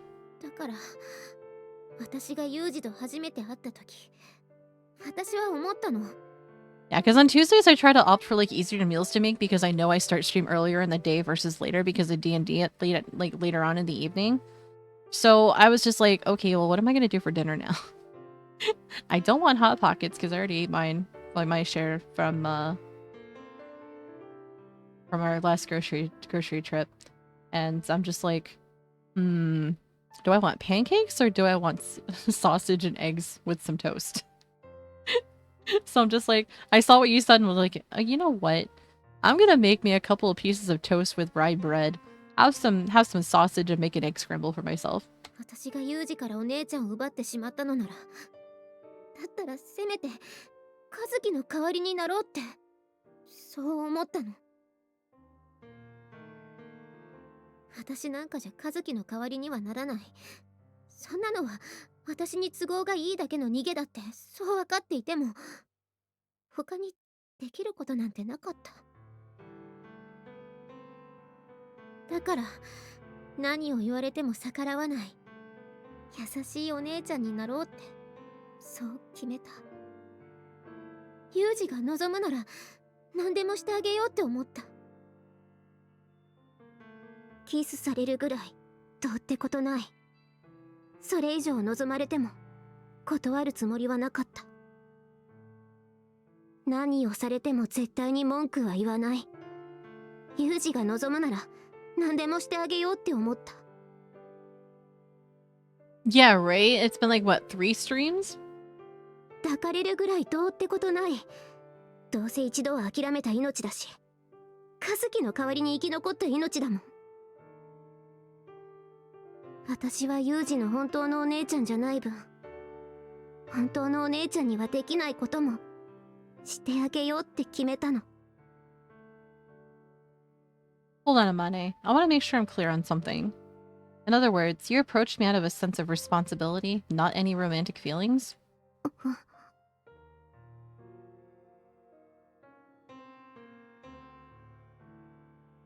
No chance I'll go a week in a forest? I can understand a couple of days, but a 100-kilometer forest for a week? No. I'm not going to get angry about it at this point. Give me the honest truth. 正直に言うとね別にユージのことは嫌いではないけど好きというほどのめり込んでいるわけでもなかった So in other words, this was both her retribution and her punishment all in the same turn. Her line of thinking is like, I don't really have much to offer, but with what I can do, it's also some form of punishment for herself too. 都合のいい女でいてあげるのが私の罰だってそう思ってた生き残った罰としては全然軽いと思ってたそれでもユージに抱かれると少し気分が軽くなったのユージに抱かれるたびに私は自分の中の罪が軽くなっていくような気がしたの私にとってのユージは後ろめたさを埋めるための道具でしかなかった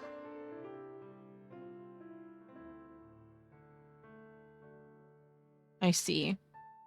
A convenient woman like that is obviously too good to be true. So this is the source of that unease I could never manage to shake. This is why I couldn't get rid of that lingering doubt, always squirming in the back of my mind. I don't know many women prone to falling in love with virtual strangers. Over time, I'd halfway convinced myself Amane was just a special case. But as I suspected from the start, there was something else behind all that. でもね、こんなこと言ってもきっと信じてくれないと思うけど私、ユージのこと本当に好きになっちゃったんだよ。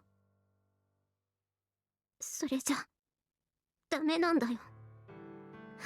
それじゃ罰じゃなくなっちゃう。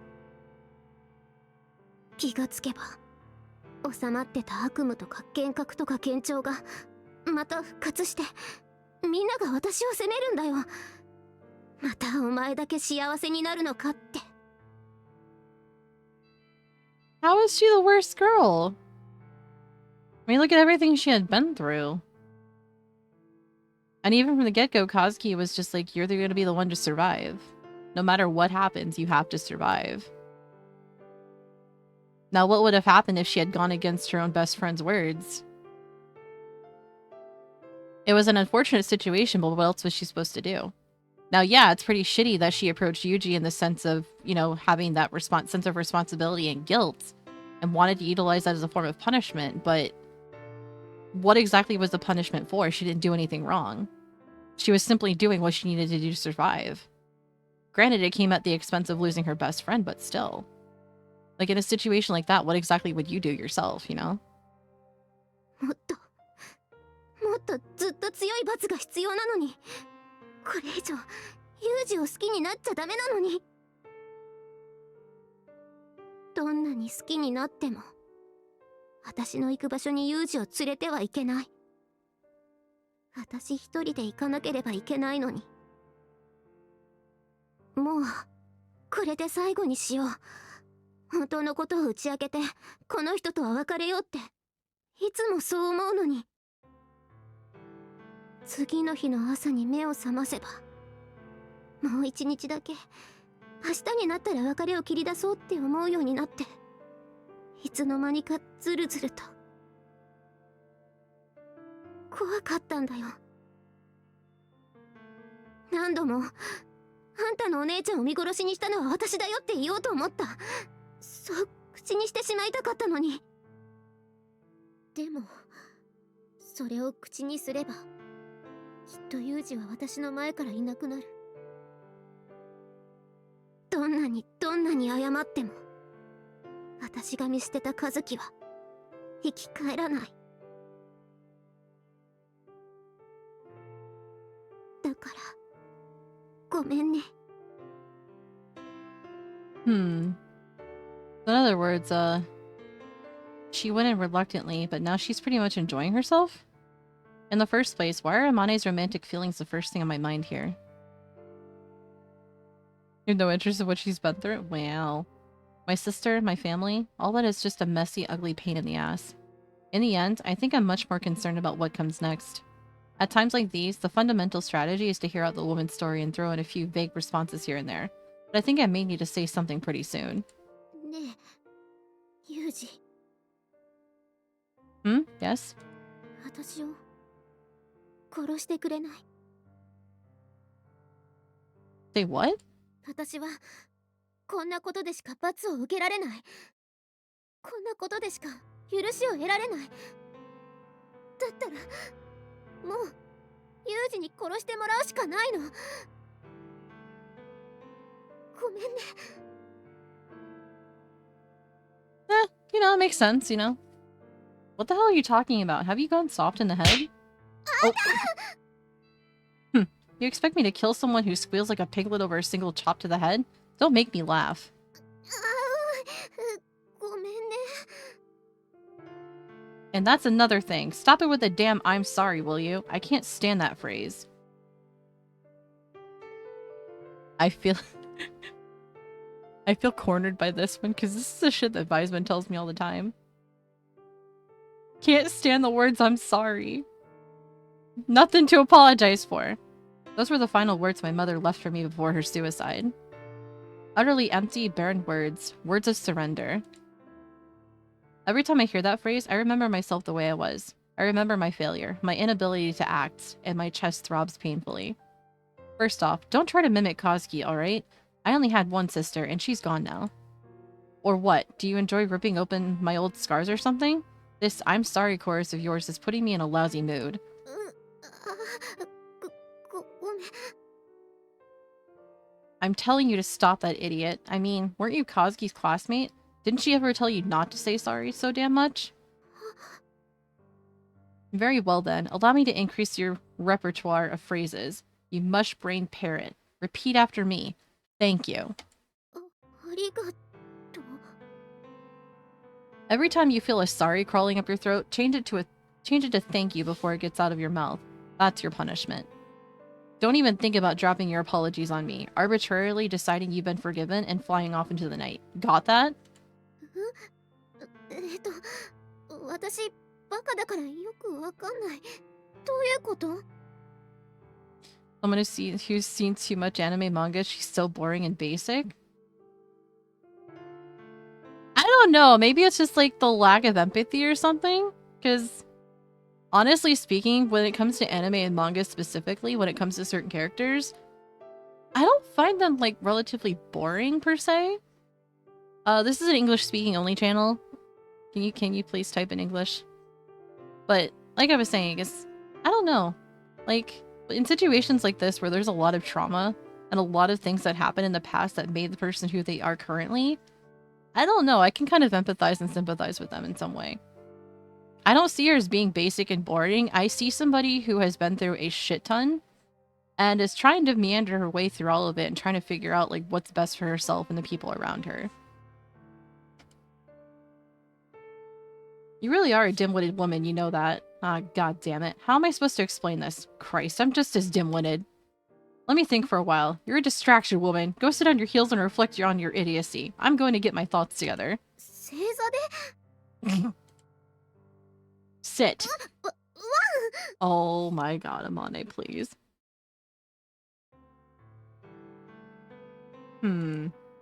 Be honest, so much just got dumped on me at once that my head can't keep up. What am I supposed to think about all this? First, there's Amane's past. Not to put too fine a point on it, but I don't give a shit. From what I read in the diary, she did nothing wrong. Kazuki's decision was understandable. I probably would have done the same thing in her place.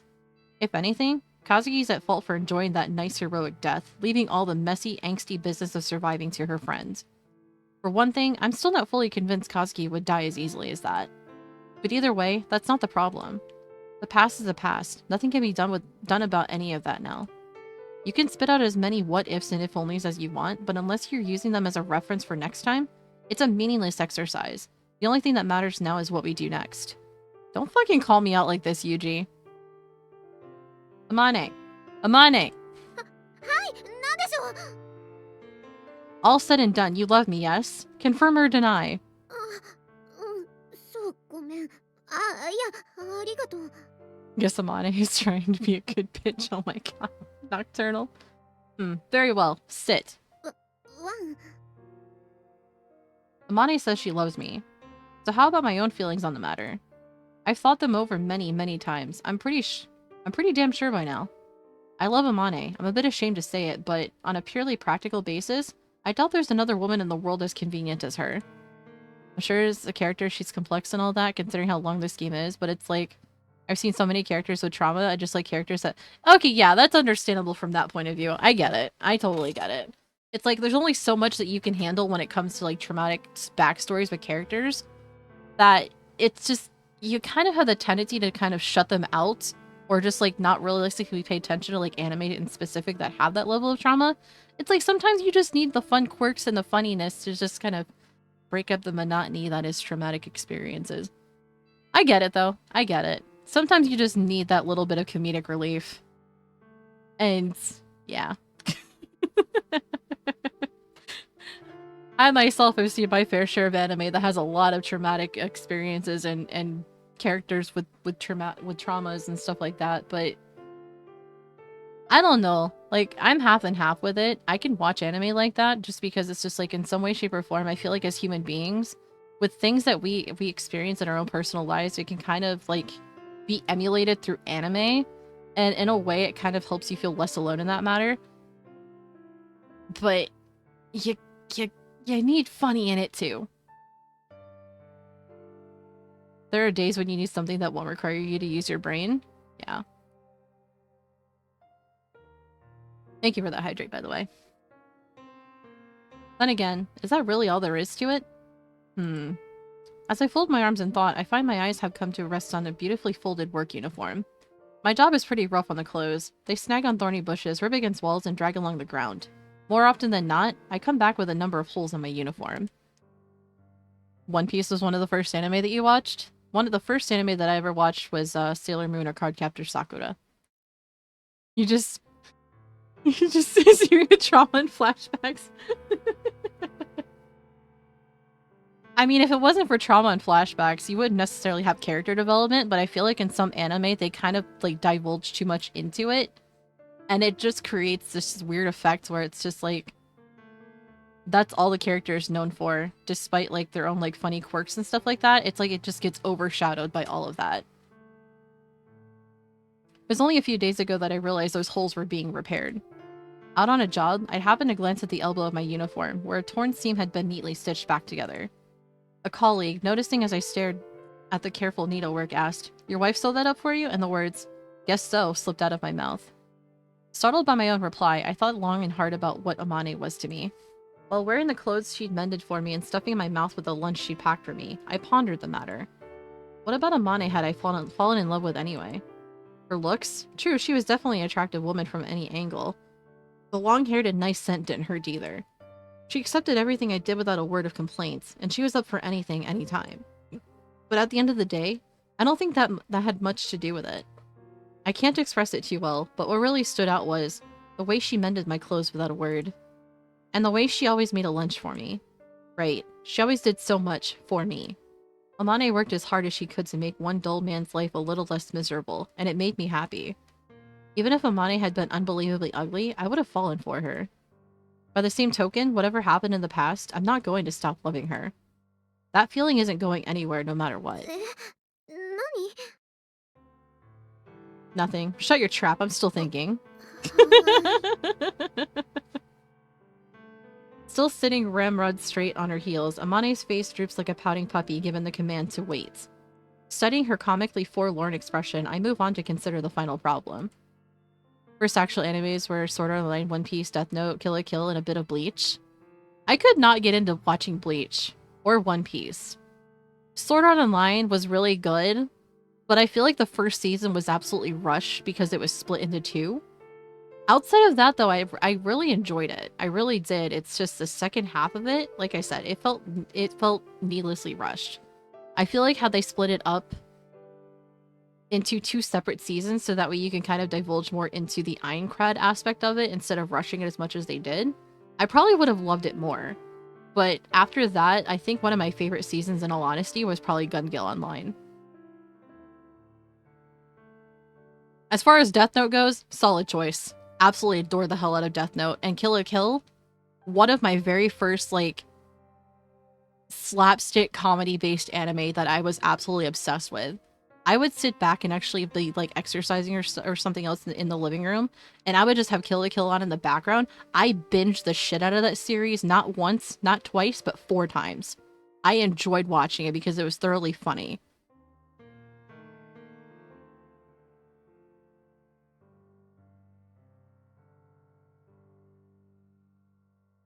So yeah, I may or may not have had a slight obsession with Kill la Kill. Alright, we're popping up on an ad break here in about a minute and 20 seconds. So we're going to read through a couple more of this real quick, and then we're going to pop on over to our BRB screen. For those that are lurking and that are new here, I do run 3-minute ads per hour to ensure that pre-rolls do not happen, so that way people are not bombarded by ads once they first join. So we'll go ahead and let that run, and yeah, gonna go ahead and take a quick break afterwards. Imagine being me, 13 years old, and my 20-year-old brother recommends me to watch Kill la Kill. I mean, given the look of the outfits of choice, I'm sure you were kind of flabbergasted and gobsmacked by it at first, and then you're just like, hey, this isn't too bad. Next thing you know, you've run through the entirety of the season. I could simply tell her you're forgiven on the spot, but there's no way that would resolve the issue. If anything, my forgiveness might well inspire her to go looking for a new punishment, driving her to erratic, even dangerous behavior. In that case, alright, Amane, the matter's been decided. On your feet. ちょっと待って。足がしびれて。Right then. I'll help you up. Here. ありがとう。よいしょっと。それで、私はどうすれば。 Alright. Our ad break is about to start. I'm going to pop on over to our BRB screen. Like I said, I'm going to take a quick break, and I'll be back once the ad break is done.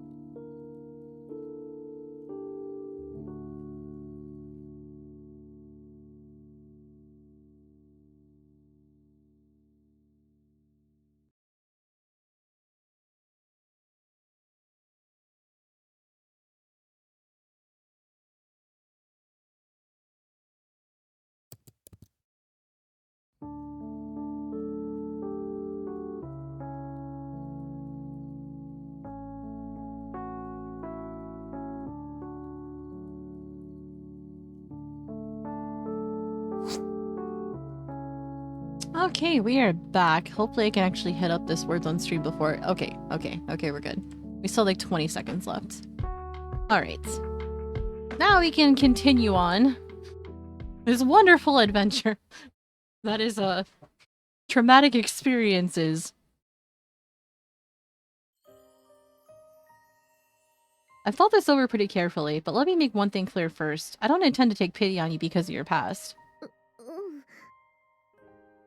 Everyone has a regret or two. It's a natural part of being alive. That said, I also understand yours is a particularly complicated, painful one. Telling you forget it or don't worry about it would be a waste of breath. Remorse that deep isn't just going to stop tormenting you. You might well end up carrying it on your shoulders for the rest of your life. And this idea that your current good deeds can somehow redeem you for what happened in the past is a load of self-serving crap. You've got no choice but to receive your punishment for the rest of your life. I'm not really old or wise enough to say that's life, like some sort of authority on the matter. But at the very least, I think I'm better accustomed to living with suffering than you. Therefore, I will now arrogantly throw my conclusion in your face. Accept it gratefully. You asked me to kill you just now, right? Not attached to your life?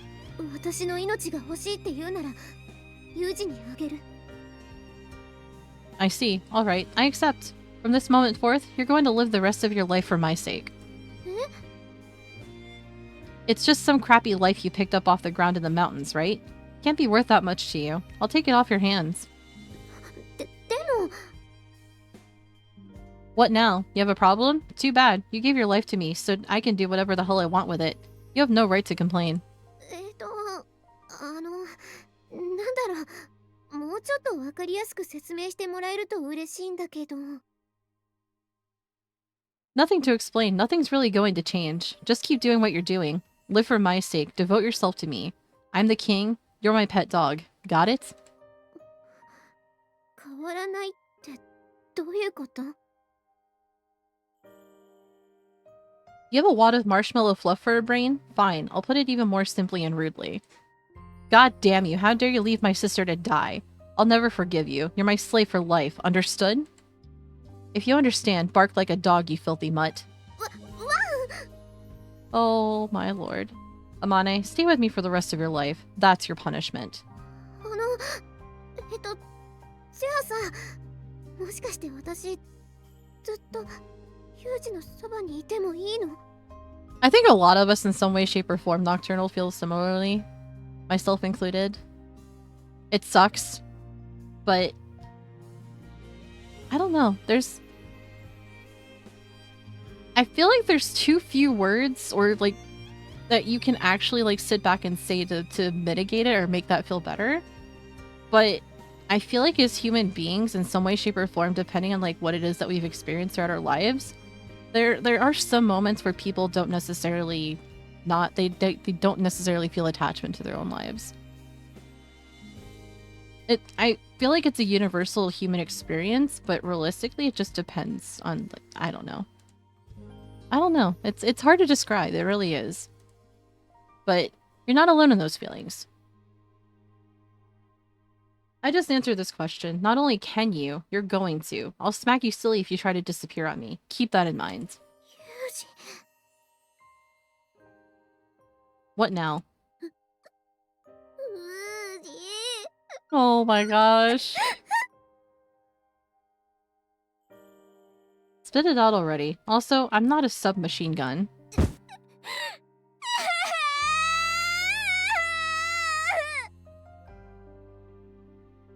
Why is this bringing me on the verge of tears? Forget the entire situation of her being stuck in a forest for over like 3 weeks. And watching her classmates die one by one. And being eaten. Forget that. This one moment here where Yuji is like doing a backhanded way of forgiving her. And her actually like, why is this making me sad? Hi Kill, how are you? Whoops.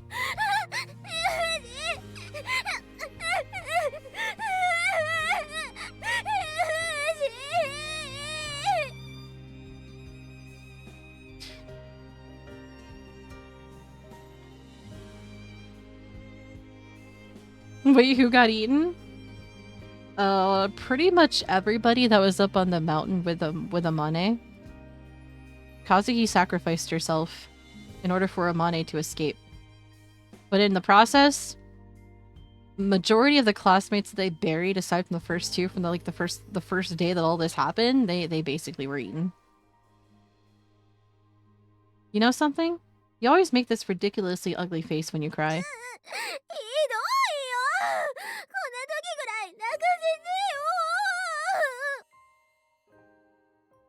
There. Okay, this is getting annoying already. I'll allow you 5 minutes maximum.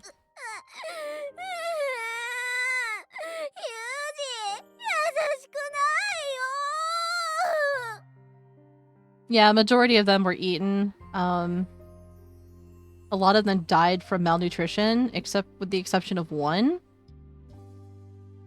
who ended up unaliving herself because she couldn't handle the loss of her own dog. But still, she ended up getting eaten anyway. And Mr. Ochi and Sakashita, the team captain over there, were in cahoots with each other, doing more than just eating people. If I was nice, it'd hardly be a punishment. As Amane breaks down into tears, I wrap my arms around her and hug her tightly to my chest. There's only one way I can save this woman, and it's not by trying to break the curse of her past. I'll simply accept everything. Well, here's the thing, like, you're stuck in a mountain area like that for several weeks. And you're pretty much starving at that point. Your primary instinct is survival. You basically, you know, revert back to your primal instincts. And that's what happens. Dag, tomorrow's Wednesday, not Thursday. I'll simply accept everything. Knowing her past, knowing her trauma, I'll accept it all. I'll provide her with the punishment she needs. There's no other way. Someday, Amane will surely come to understand. The only person she needs to ask for forgiveness is herself. Until then, I'll be a burden for her to bear. I'll ease her guilt. I'll be her punishment. I'll offer her forgiveness, even if no one else in the world does. No matter what anyone says, I'll give her absolution. If I simply stay by her side, someday her penance will reach its end. I know it will. The day will surely come when Amane can forgive herself. Yeah, I'm not sure if it's going to be either tomorrow or Thursday when the medication comes in, because like I said, my appointment today is at 5:30, so I'm not necessarily sure if I'll be able to get it tomorrow. It just depends on the pharmacy. Is there a specialized pharmacy that's all the way down in Albany that specializes with specifically mental health medications? So I don't know how their delivery process works just yet. That and somehow, some way, I have this underlying feeling I'm going to be barred from receiving medication again because... Thanks for the partial insecurity of that one, High Tech and Wiseman. Thank you for that. Even after those revelations, there haven't been any major changes in my life with Amane. The only real differences that come to mind, Amane's calmed down on the physical clinginess. And I've started to notice subtle shifts in her emotions. From what Sakaki tells me, this had been going on frequently even before now, but... when something happy or fun happens, Amane tends to get a slightly brooding look on her face. Now that I understand these signs of her self-reproach and guilt for what they are, I admonish her, you're allowed to smile. Sometimes I outright order her to do so. And although I know she's still thinking a cowardly insect like me has no right to be happy, she always manages to give me a sweet, artful smile in response. Why do I feel like I'm being semi-called out on this one? Because I have such negative feelings towards myself, and then somebody sits back and tells me I deserve to smile. I still think that way. It will be Thursday if I drink enough? Oh my goodness. Amane once told me I had a crappy excuse for a smile, and now I understand why she saw through it so easily. She's a far more experienced master of the forced smile. It might sound like a joke, but it seems that Takizono Private Academy actually had formal lessons on how to push your face into an elegant smile. Kazuki had always been even worse at smiling than I was. Imagining her desperately trying to contort her face into a friendly simper is absurdly amusing. Hey Amane, tell me something. That smiling lesson or whatever, I assume Kazuki participated in it as well? どうだろう。私 D 組だったから A 組の和樹とは授業が一緒になることはなかったし。This visual novel has called me out so many times already, it's ridiculous.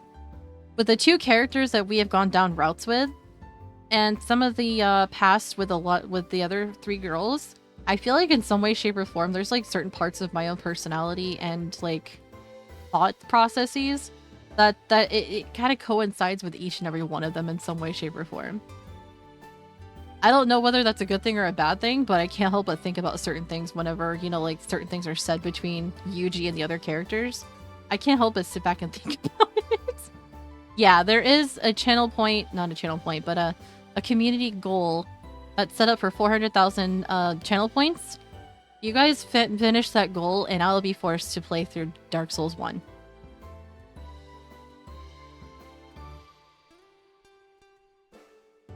I mean, yeah, if you want to contribute, feel free to do so. You don't have to if you just want to save your channel points or whatever. I'm not going to force it out of you, but yeah. But yeah, like I said, we have the goal in mind, and once you guys reach that goal, I'll be forced to play Dark Souls 1 Remastered. Your eye's messing up? Oh boy, be careful. Just thinking about it makes you laugh. Kazuki curtsying politely in time to the teacher's piano with a beaming smile on her face. I hate it here, Uwu. Oh, speaking of the Uwus, Uwu. I actually posted a short up on YouTube, Uwu, of a clip that our friend Aeon decided to take when he raided into me a couple of days ago, Uwu. I had to read off an entire spiel that he had based off of nothing but Uwus because he had the Uwu redeem up Uwu. But yeah, if you want to check out some shorts that I have up, I've only got 3 up right now at the moment, Uwu, but you know, I'm trying to be more mindful and actually uploading more clips on YouTube, Uwu. I'm trying to fix my extension so that way I can actually simulcast on OBS as well, Uwu. There was another update that kind of broke it again, Uwu, so I have to fix it after tonight's stream, Uwu. But hopefully on Thursday we'll be up and running so I can simulcast on both YouTube and Twitch, Uwu. I think I paid money to see that, Uwu. 確かに。っていうか、和樹のそんな姿を見たら逆に笑えないような気もするけどね。Come to think of it, when Kazuki was still a grade schooler, I'd see her practicing her smile once, Uwu. 嘘、あの和樹が？ Not sure when this was exactly, but Kazuki came to deliver something I'd forgotten to my classroom, Uwu. A classmate came up to me afterward and asked me about her, Uwu. Why is your big sister always so cranky, Uwu? It is in this kind of scared little voice, Uwu. Of course, I said that's just normal for her, Uwu. When I returned home, I told Kazuki one of the kids in my class thinks you're kind of scary, Uwu. Guess it was a little bit of a shock even for her, Uwu. She started practicing her smile in front of the mirror after her bath, Uwu. Funny, right, Uwu? だね。 You're allowed to smile yourself, you know, Uwu. Or even laugh, Uwu. うん、わかってる。もう笑って話せる時期だってのはわかってるんだけどね。 Smiling is the duty of those who are left behind, Uwu. Please try, Uwu. でも、私、和樹のことを思い出すと、やっぱり。 No good, huh, Uwu? From reading the contents of Amane's diary, I understand that she worshipped Kazuki like a god, Uwu. Odds are, giving her my standard order to smile now would only worsen her suffering, Uwu. To be honest, the topic of my sister still stings a bit for me as well, Uwu. But I guess I've developed my own way of coping with it, Uwu. Amane, tell me something, Uwu. Do you really believe Kazuki's dead, Uwu? それってどういう意味？ Exactly what it sounds like, Uwu. To be honest, I don't really buy it, Uwu. Certainly she's dead on paper, Uwu, and they did find something that was thought to be Kazuki's corpse at the site, Uwu. But I just can't believe she died that easily, Uwu. それは私だって信じたくはないけど。 To be fair, by the way, I probably knew about the whole getting eaten thing, Uwu, but it's just been way too long since I saw the anime, Uwu.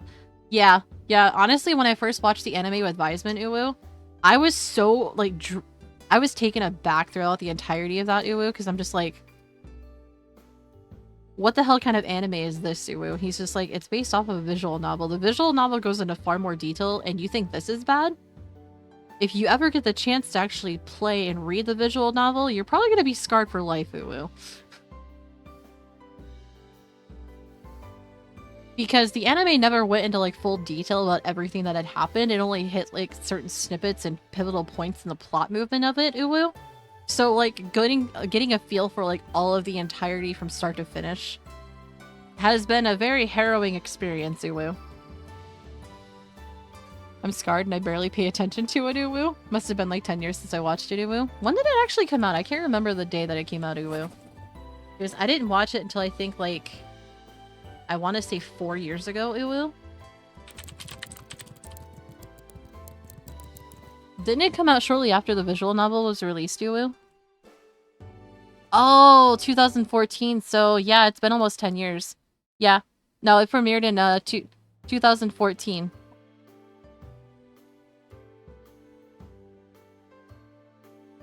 Yeah, October 5th, 2014 in the United States, Uwu. Thank you for the hydrate, Uwu.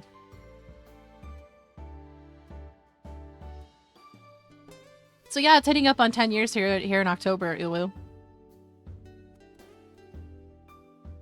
Mandels had to share the psychological trauma with us, Uwu. I mean, maybe, Uwu. I mean, if I have to traumatize myself psychologically, why not just bring everybody else down with me, Uwu? Cannot quit.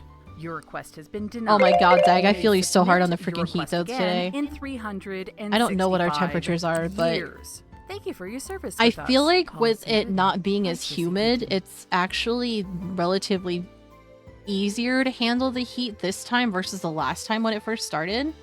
Because the humidity was so bad during that time. Yeah, it was hard to sleep. It was hard to do anything. Like, I'm not gonna lie, and I'm sure a lot of other VTubers can kind of coincide and relate to this. I was literally sitting here streaming with no pants on. That's how fucking hot it was in my house during that time. I had no pants. I'm like, fuck this, it is hot. I don't care. I will have the fan on in front of me and I'm not gonna wear pants and I feel no shame for it.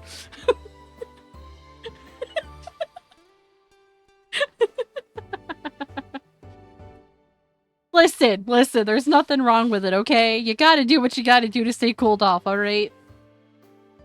If I hadn't watched it, I would still have literally zero clue what's going on in this. That's how much attention I pay to this game on stream. I mean, hey, you know what? Not a lot of people come here and actually pay attention to the game. They stick around for the community of it all. They just kind of put up with whatever it is that I'm playing or streaming at that point. So, you know, I see nothing wrong with it. It's just like, what entertains you entertains you. If it doesn't, it doesn't. It's just like you're still here for the community regardless. So it's just like, you know, you do you. I'm not going to sit back and judge you for it. I don't judge people for sitting back in streams just having it as background noise. What your prerogatives and interests are is your prerogatives and your interests, you know?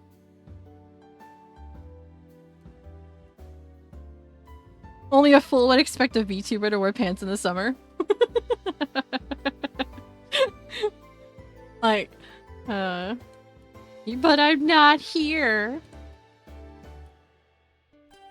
But no, it's just like I said before. It's just like I know a lot of the stuff that I do play and choose to do on stream doesn't necessarily kind of coincide with people's own personal interests. But I'm just proud of the community that I've been able to build up until this point, because it's just like you guys don't necessarily come for watching me play games and stuff like that. You guys come for the sake of having like some sort of like social interactions with other people that are in chat, or myself included. That's honestly one of the things that I wanted from the get-go when it comes to streaming.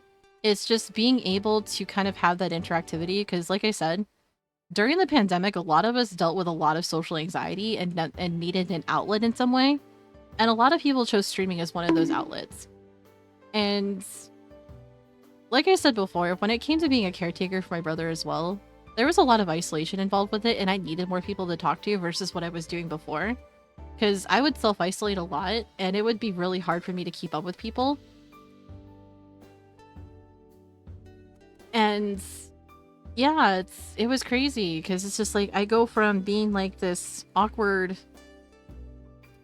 introverted person who didn't necessarily like being around people per se. It's just I wanted to be around people, I just didn't know how. But like I said, I kind of forced myself to start streaming despite all of my insecurities with it. But having being at that point up until now, I feel like I can actually talk to people more versus what I did before. Like, I still have the tendency to kind of just self-isolate sometimes, but that's just because I get overstimulated and I kind of need to take a step back and kind of have that time for myself. But like I was saying before, it's just like no matter what, I appreciate you guys just like coming in and just interacting with chat. No matter like if what I do and what I play isn't necessarily pertaining to your own personal interests, but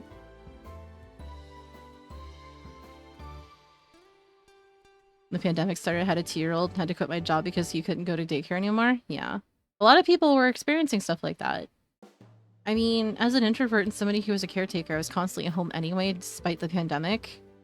But it's just like having that freedom of being able to step outside with all the fear-mongering and stuff that was going on in the news and everything going on with people getting sick and everything. I had to kind of hold myself together and hold myself accountable and keep the people in my house safe.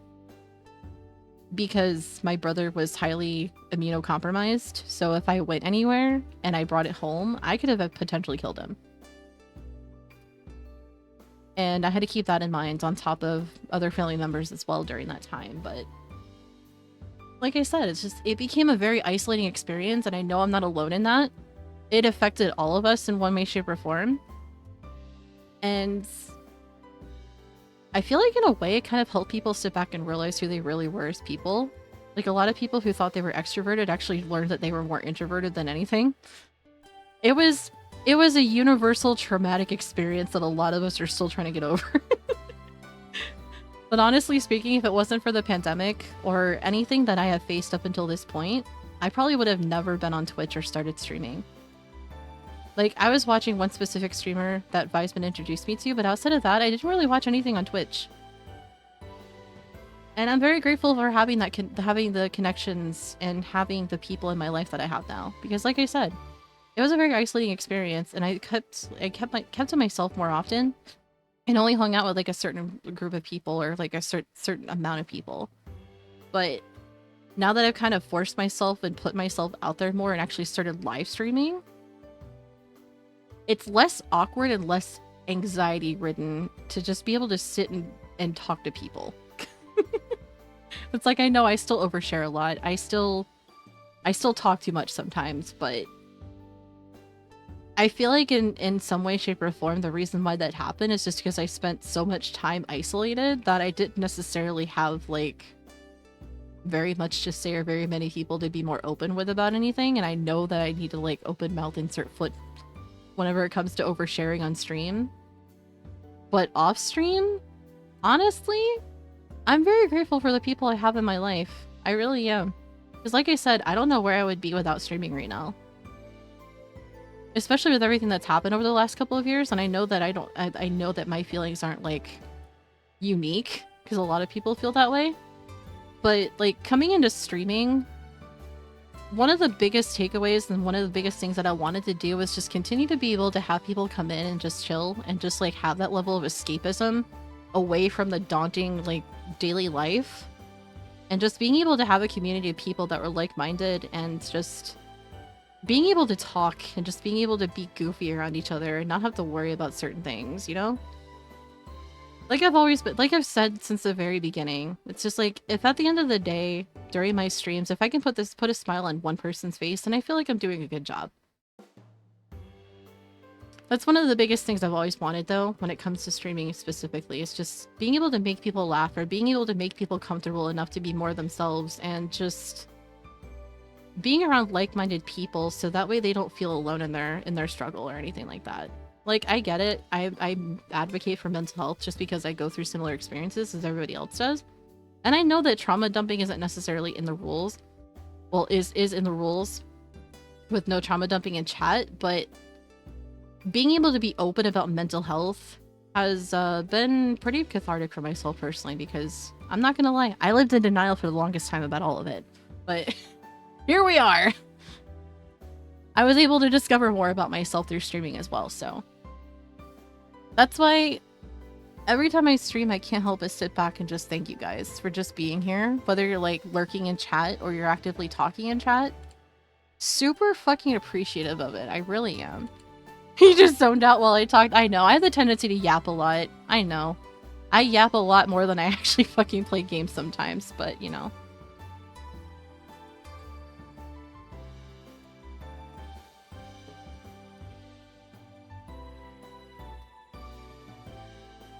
Seriously though, this community has done a lot more for me than my own personal family has.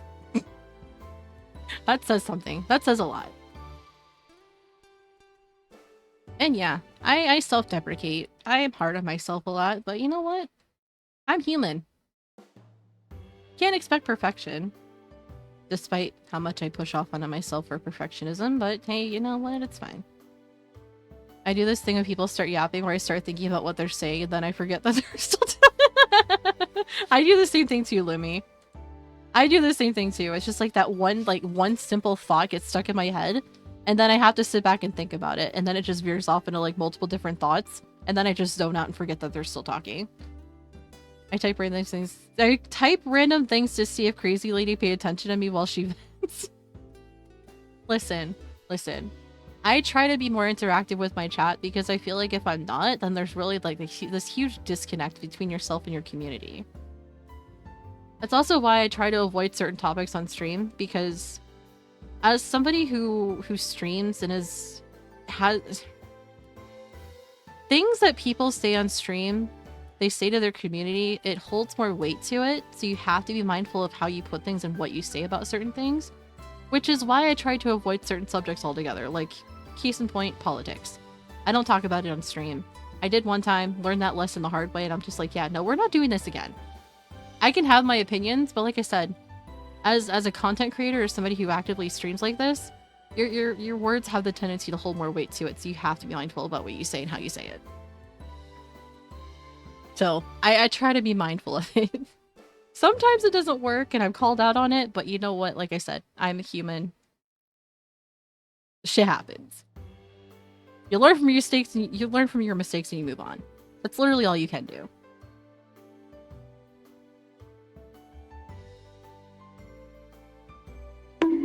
What am I getting bonked for? I'm having an open and honest conversation, and I'm getting bonked for this shit. What is this? Yeah, we won't divulge into politics at all. We'll pretend that they don't exist right now. I'm getting bonked for being human. Hi, I'm human. I'm not an anime girl. I'm a human being. I'm a human being who is subjectively flawed. And you know what? It's fine. None of us are perfect. I'm a pussy cow. Oh my god. At least it's valid reason. I mean, yeah, that's true. That's true. Alright. I think we should stop rambling on and get back into this visual novel, because I feel like I've been yapping for far too long. Why are we apologizing? There's nothing to apologize for, damn it. Somebody want to bonk Dag again? We're gonna treat him like Amane. Anytime he says sorry, we're just gonna hit him. We have a wild pumpkaboo in chat. Alright. I'm going to get into slightly gruesome territory here, alright? The corpse of Kazuki they found in this site had been cut to pieces. You know that as well, right? But for some reason, they never found her head. What do you think of that? She gave you a hint herself, didn't she? A long time ago, Kazuki told me about a swindle where careful cutting and pasting makes 10 10,000 yen notes into 11 slightly smaller ones. And she showed you as a similar trick with the 11 carats. Corpses aren't any different. Just as an example, if you happen to have 10 of them lying around, you could probably make 11, don't you think?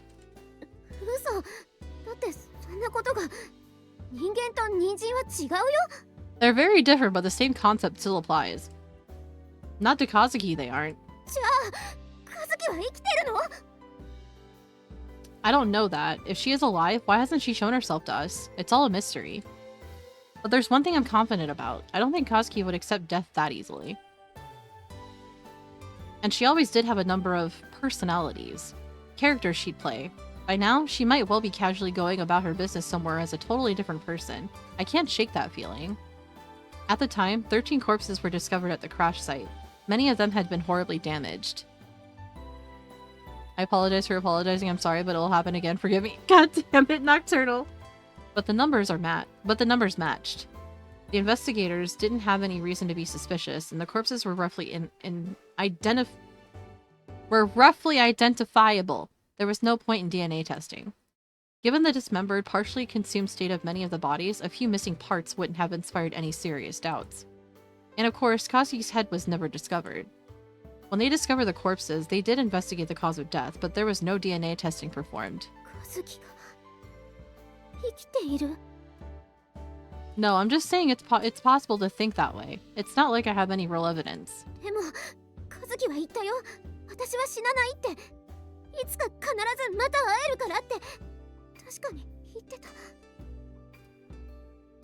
Right, but look, Amane, I'm not seriously trying to push this theory on you. All I meant was thinking Kazuki might still be alive somewhere might help you find the courage to...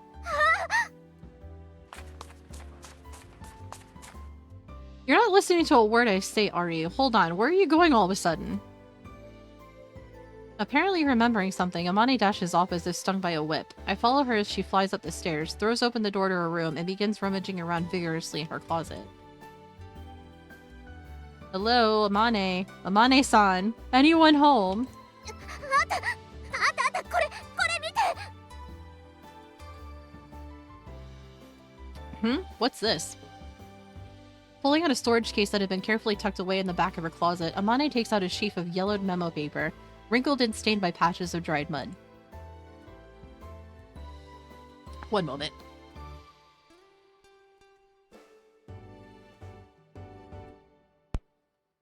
Even at a glance, I immediately recognize the familiar handwriting lining those pages. That's Kazuki's writing, isn't it? そう、それは和樹が私のために用意してくれた Oh, 密 excuse 林 me. 脱出メモだよ。 I take the leaves of paper, probably ripped out of a small notepad, from Amane's hand. First, there's a rough map of the area around the camp, no doubt the product of Kazuki's independent investigations. She also included a number of methods to ascertain direction within the forest, including orientation by the stars. If your path ahead seems overly difficult, don't hesitate to take a detour. And when you think your physical strength may be failing you, take a rest. Use the time to discard items from your rucksack, beginning with heavy and inessential. The soil is full of volcanic rock and dense minerals, so the trees' roots are shallow and twisted. Also, their access to sunlight is irregular. For these reasons, the direction of their growth won't be a reliable navigational tool. Maintaining pressure on your ankles offers some relief from swelling. Wear 2 sets of socks and pull them up to calf. Your lactic acid buildup will be less severe. Just don't expect this to offer much protection against leeches. Very methodical. That's Kazuki for you. でね、ここ見て。 If you fail to escape, huh? 和樹が残したメモには脱出に失敗したら居留地に戻ってこいって書いてあって、和樹が非常食を隠した穴の位置が記された地図があったの。 I see. Judging from the fact that she wrote these notes, Kazuki must have known from the start there was a good chance she'd be making you escape alone. きっと和樹はこうなることを予想してたんだと思う。 I mean, she did kind of give you the hint that she did predict that this outcome was going to happen regardless. Hence why she always said that Amane had to be the one to escape and live.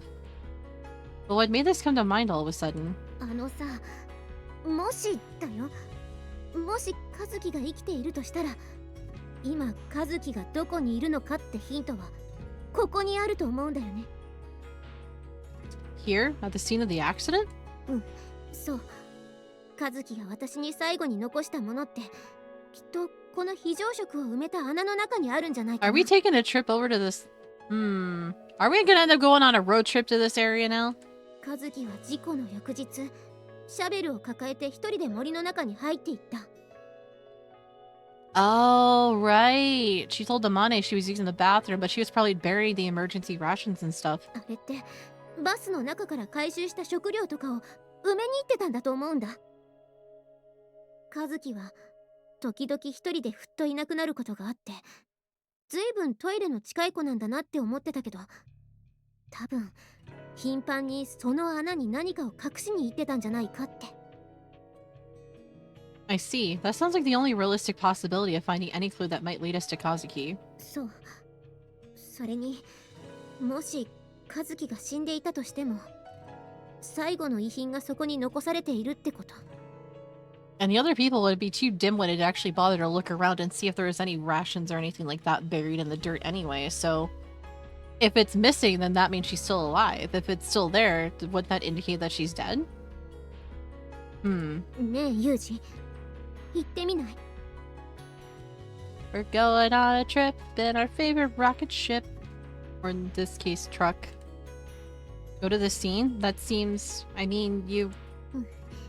確かにまだきついかもしれない。苦しい思い出ばっかり詰まってる場所だ Well, し。 what better way to face your traumas than facing them, like, directly? でもいつかは克服しなければいけないことだと思うし、それにユージが一緒に行ってくれるなら多分大丈夫だと思うんだ。 I see. まあちょっとしたデートだと思ってさ。悪いけど付き合ってよ。 Thank you for the hydrate.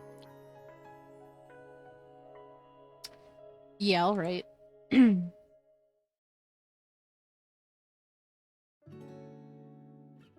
The very next morning, we borrowed the mini truck from the school, packed the box lunches Amane made, and readied ourselves to set off for the scene of the accident. What a better way to bury your trauma than bury your face in it, or something. Yeah, that's true. At first, we planned to go by train, but the nearest station turned out to be more than 10 kilometers away from the mountain.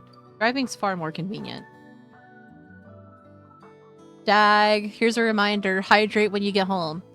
The plan's to make our way to the site, park in the lot at the foot of the mountain, and walk from there, but fortunately, there's apparently been a memorial erected on the site of the crash, which means a path up the mountain was created as well. We shouldn't have to worry about getting lost. When we first decided on this trip, I'd imagined a grueling hike through the woods. But it turns out the memorial is only 2.8 kilometers from the parking lot at the foot of the mountain. We don't need any particularly elaborate plans for the walk itself, but on an emotional level, some preparations are still necessary. それじゃあ私、お供え用のお花とお線香買ってくるから、ここで少し待ってて。Yeah, got it. Parking the mini truck near the Mishima Cape train station, Amane slowly lowers herself out of the driver's seat. Not that it's any surprise, but she seems a little awkward and subdued. Watching Amane walk off with a purse in hand, dragging her feet like an exhausted office worker heading off to buy her low-calorie lunch, I heave a little sigh. To be perfectly honest, it's not like I seriously believe Kazuki's alive. I'm sure it's the same for Amane. If anything, this visit to the scene of her ordeal has more to do with Amane facing her own memories head-on. I don't think the secret stash of Kazuki's is particularly meaningful. You ask someone to remind you to do something, but both of you forget. Are you allowed to blame the other person for not reminding you? I do that all the time to my mom or my sister growing up. I would sit back and be like, hey, can you remind me to do this thing? And then they forget. And then I'm just like, God damn it, why do you make me forget this bullshit? Hey, Luke, how you doing? Welcome in. My hopes aren't exactly high for some sort of clue. I'm just praying we don't end up digging up something unpleasant. If Kazuki left her last will and testament or something in that hole, Amane might come out of this bearing even deeper wounds than before. Even so, it's been many years since the accident. After all this time, Amane's finally gained the courage to return. That feels like a significant change. Maybe she'll be able to start coming to terms with what happened. Maybe her burden will grow a little lighter. The point of visiting a grave is to bring comfort to those left behind. That's a firm belief of mine. I might have been a little too lost in thought. I didn't notice the man approaching until he was standing immediately behind me. Yes? The man seemed to pop out of nowhere. Concealing my surprise, I turned slowly to face him. Did he just call me by my name? Hi, Mio. How are you? I'm not famous enough to be recognized by random strangers on the street. I carefully observe his face, then look over his clothing from head to toe with a single sweep of my eyes. A man with a light build, most likely in his mid-40s. I don't recognize the face. Even though it's the middle of summer, he's wearing a windbreaker jacket, as though headed out on a fishing trip. He's got a hunting cap on top of his noticeably graying hair, and a beat-up old pair of long boots on his feet. On the whole, he leaves a pretty shabby impression, but the cologne he's wearing isn't cheap, and the glasses on his face are a first-class name brand. No worries, thank you for lurking, I appreciate it. I hope you're doing well and taking care of yourself. I don't remember him as a local shop owner or anything, but if he's just some tourist come to fish in the sea, it makes no sense that he'd know my name. Excuse me, but who are you?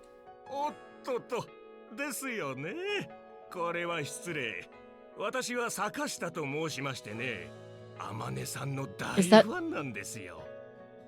Oh no, no, this is sus. Amane's?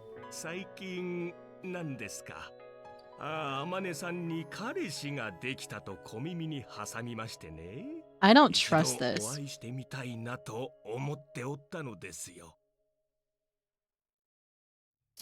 Why do I get the feeling that he's like seeking out a revenge plot to kill Amane? Because of what happened to his daughter? You came here just to meet me?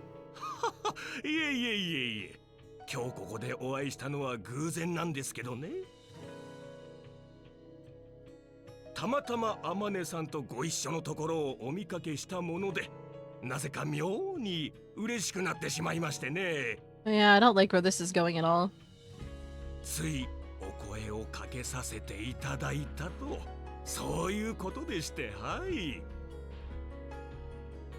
Is that so? That's a load of crap.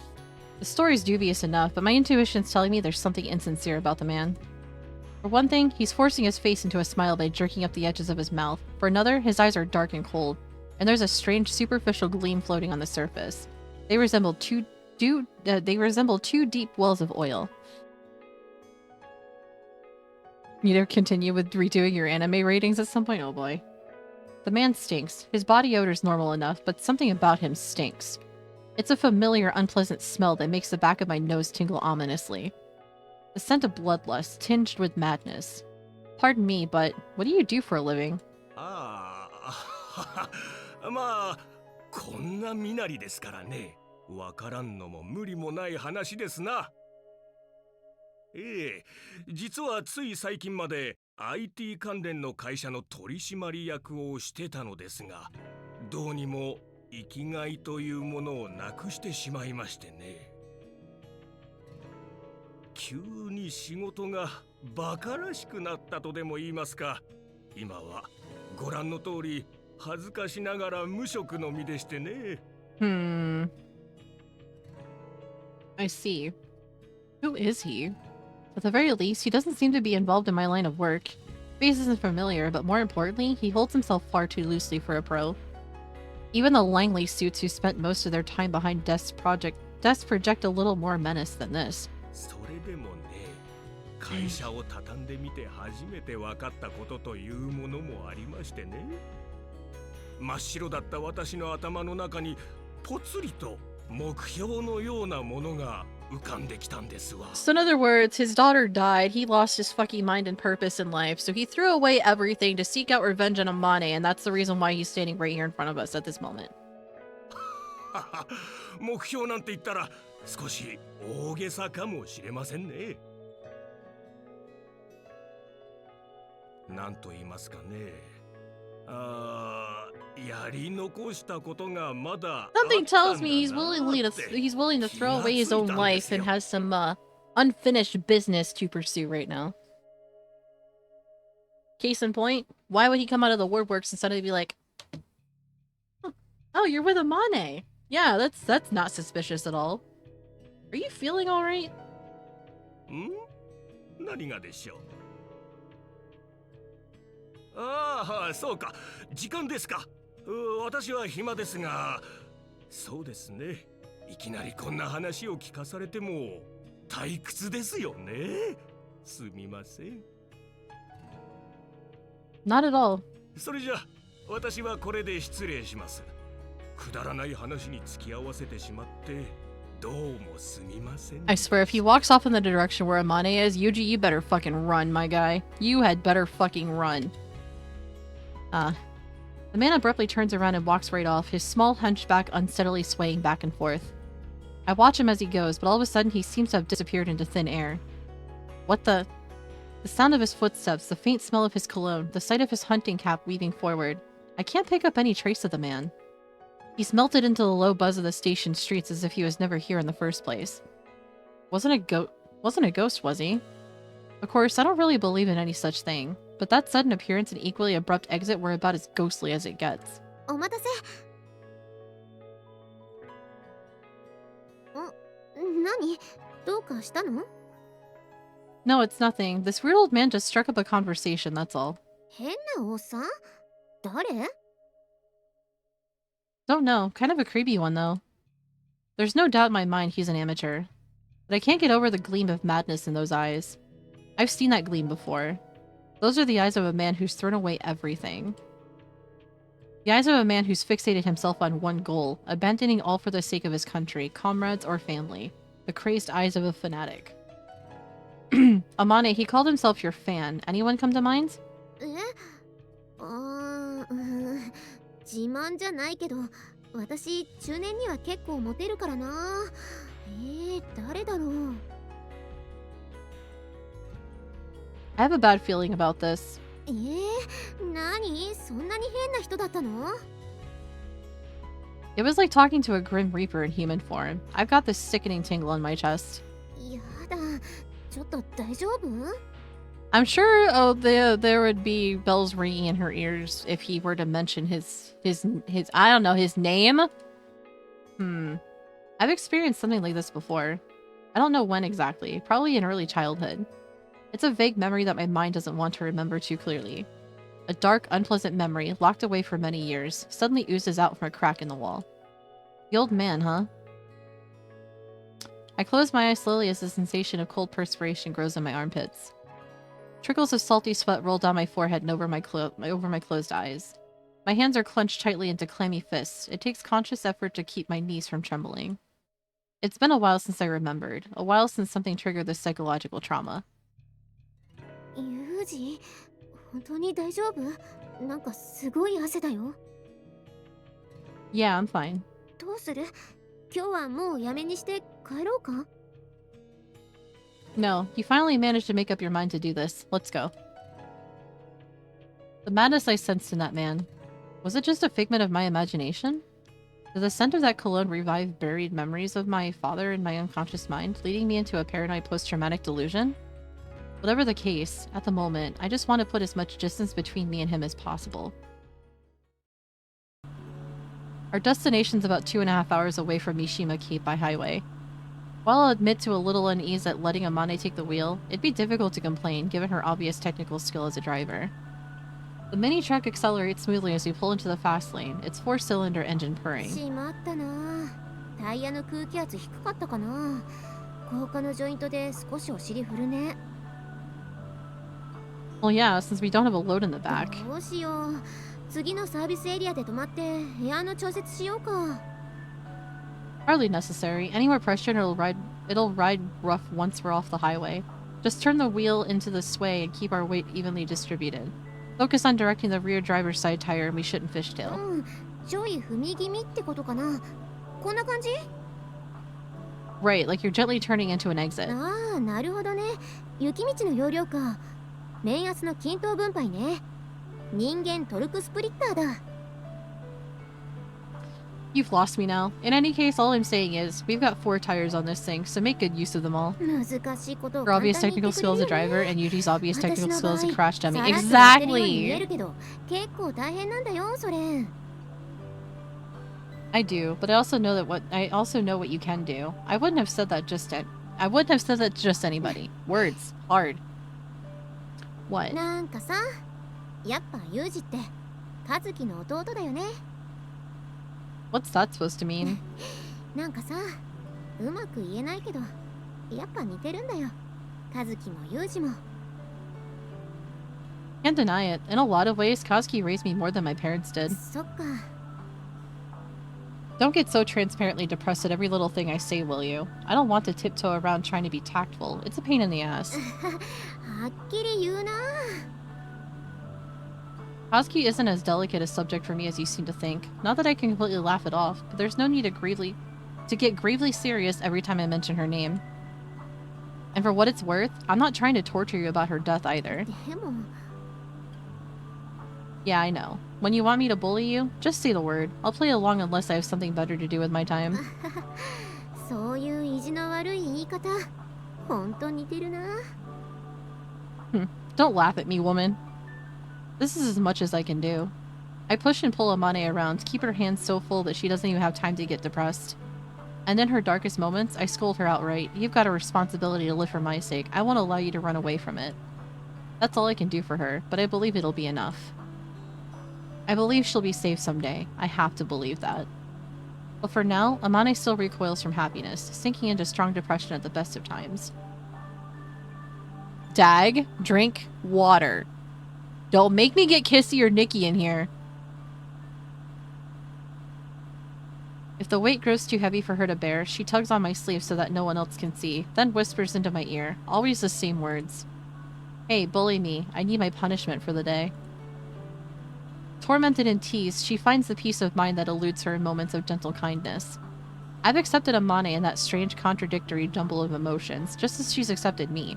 We'll work through them together from now on. Hey Nate, how are you doing today, friends? I don't know how many years that will take. If things go badly, Amane might be like this for the rest of her life. But as long as I'm able to tag along, I will. え、何？思い出し笑い？ No, just kind of amused at myself, thinking seriously about the future and all that. 何それ？将来ぐらい誰だって考えるでしょ？ Every once in a while, Amane, you grossly underestimate my capabilities to overthink about the future. That's what anxiety does, woman. You catastrophize situations that will most likely not happen in the near future. And you have a hard time staying present.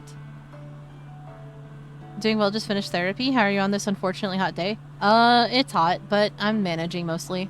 I've been staying hydrated. I don't even know what the temperatures are right now, honestly. But I hope you've been staying cooled off too. And I hope therapy went well for you as well. Let's see. We're on a severe thunderstorm watch until 9. And I know we're still on a heat advisory until tonight at 8. Let's see. Heat index values of 95 to 100. So if that's what it... currently 91 degrees. Thunderstorms possible around 5:30. Okay. I'll keep that in mind because that's when my... Okay, yeah. It's 91 with a real feel of 99. Yeah. It's currently 99. Really short lurk incoming? Yeah, don't worry about it. I'm glad it went well for you. I hope it's been beneficial for you. I know healthcare in the United States is it's a touchy subject and highly unaffordable for a lot of people, but if you do have it, whether it's good insurance or state insurance, take advantage of seeking out therapy, even if you don't necessarily need one. Anybody can benefit from it, honestly, but a lot of people do have their reservations about it and have skepticisms about it, but you know what? If it helps, it helps. If it doesn't, it doesn't. It's not a one-size-fits-all. At least there are ACs in each of the patient's rooms in the hospital, so don't go into the hall, though, especially from the desk. Yeah. What will make me jealous, High Tech? Please. Enlighten me on this one. What will make me jealous?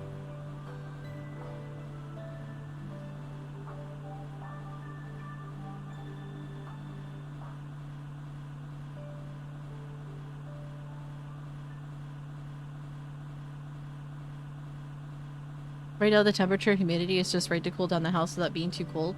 Okay, I'm jealous. Fuck you. Party at High Tech's house. We're all going to France.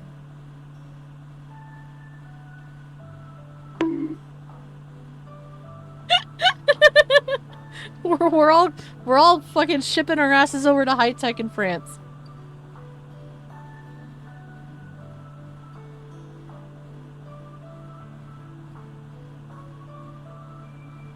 I don't know how long we'll be staying for, but I hope you have enough cheese and enough bread. Maybe some wine too. No, I'm just kidding. I hope you have enough food for the rest of the class there, High Tech, because we're heading over your way, even if it takes several weeks going across the ocean. Rather go to Italy, more smoking with better cheese versus the whiny. Wow. I haven't had. I have such good air conditioning. I haven't been hot inside a single day this. Fuck you, Lemmy.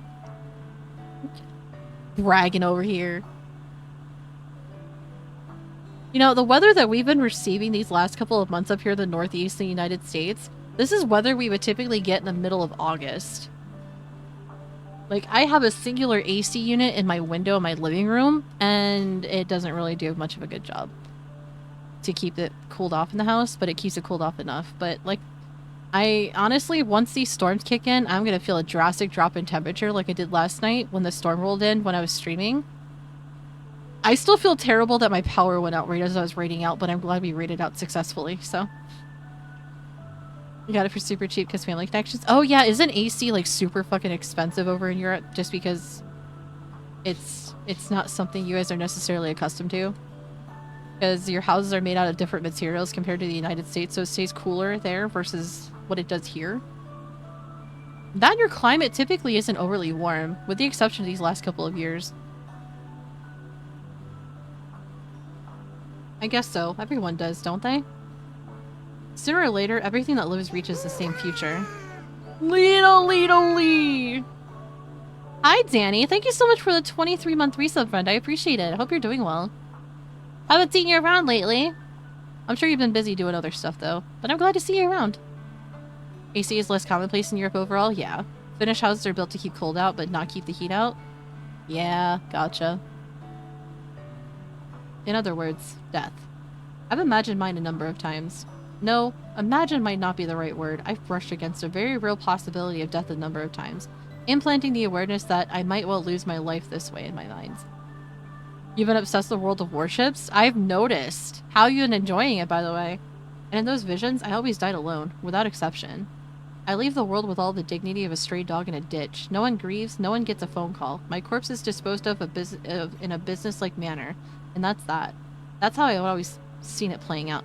Damn it, I didn't realize we were up for an ad break. I do apologize, but for those who can hear me, we're gonna pop on over to our BRB screen. And, yeah, we're gonna put some words on stream up, and I'll be back after the ad break is finished. What's wrong with Azurlane High Tech? Did you know that World of Warships does collaborations with Azurlane very often? Hence why we have PR ships in the Azurlane Gacha game. If it wasn't for World of Warships, we wouldn't have them.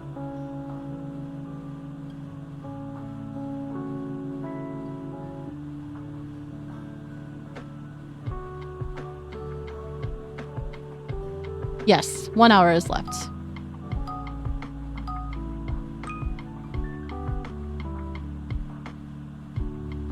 She called you cry? Oh, that's so cute. I know you're teasing me. I know you are. I'm just gonna stick around while we wait for the ad break to finish.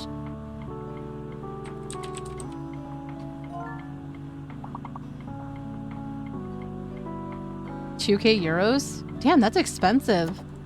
A lot of the air conditioning units here in the United States, the cheapest that I've seen them is like, I want to say about like $90 to $100.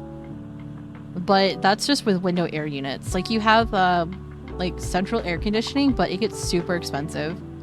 Up here in the Northeast, just because of the construction of the houses being as old as they are, a lot of the HVAC systems that were installed don't necessarily support central air conditioning, so a lot of people just opt for window air conditioning units. Yeah, 50 to 100. Yeah. But it also depends on the size of the room as well. We have a Swallet in chat. But I think it's really cute that you bought her a PS5, Danny. I hope she's happy. Maybe now you guys can actually spend more time together and just game together on PS5 and PC.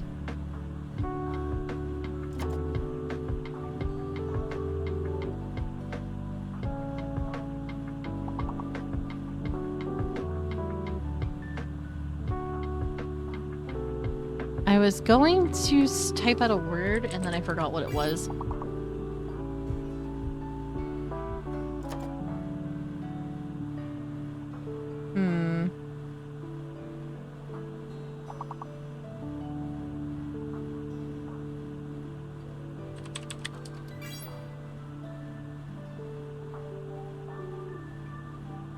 Oh, we needed one more word. We would have passed. Alright, we got like 5 seconds left for ad break, so we're just gonna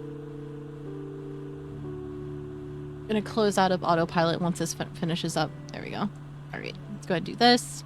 Ad break should be back. I need to... yeah. Okay, we're good.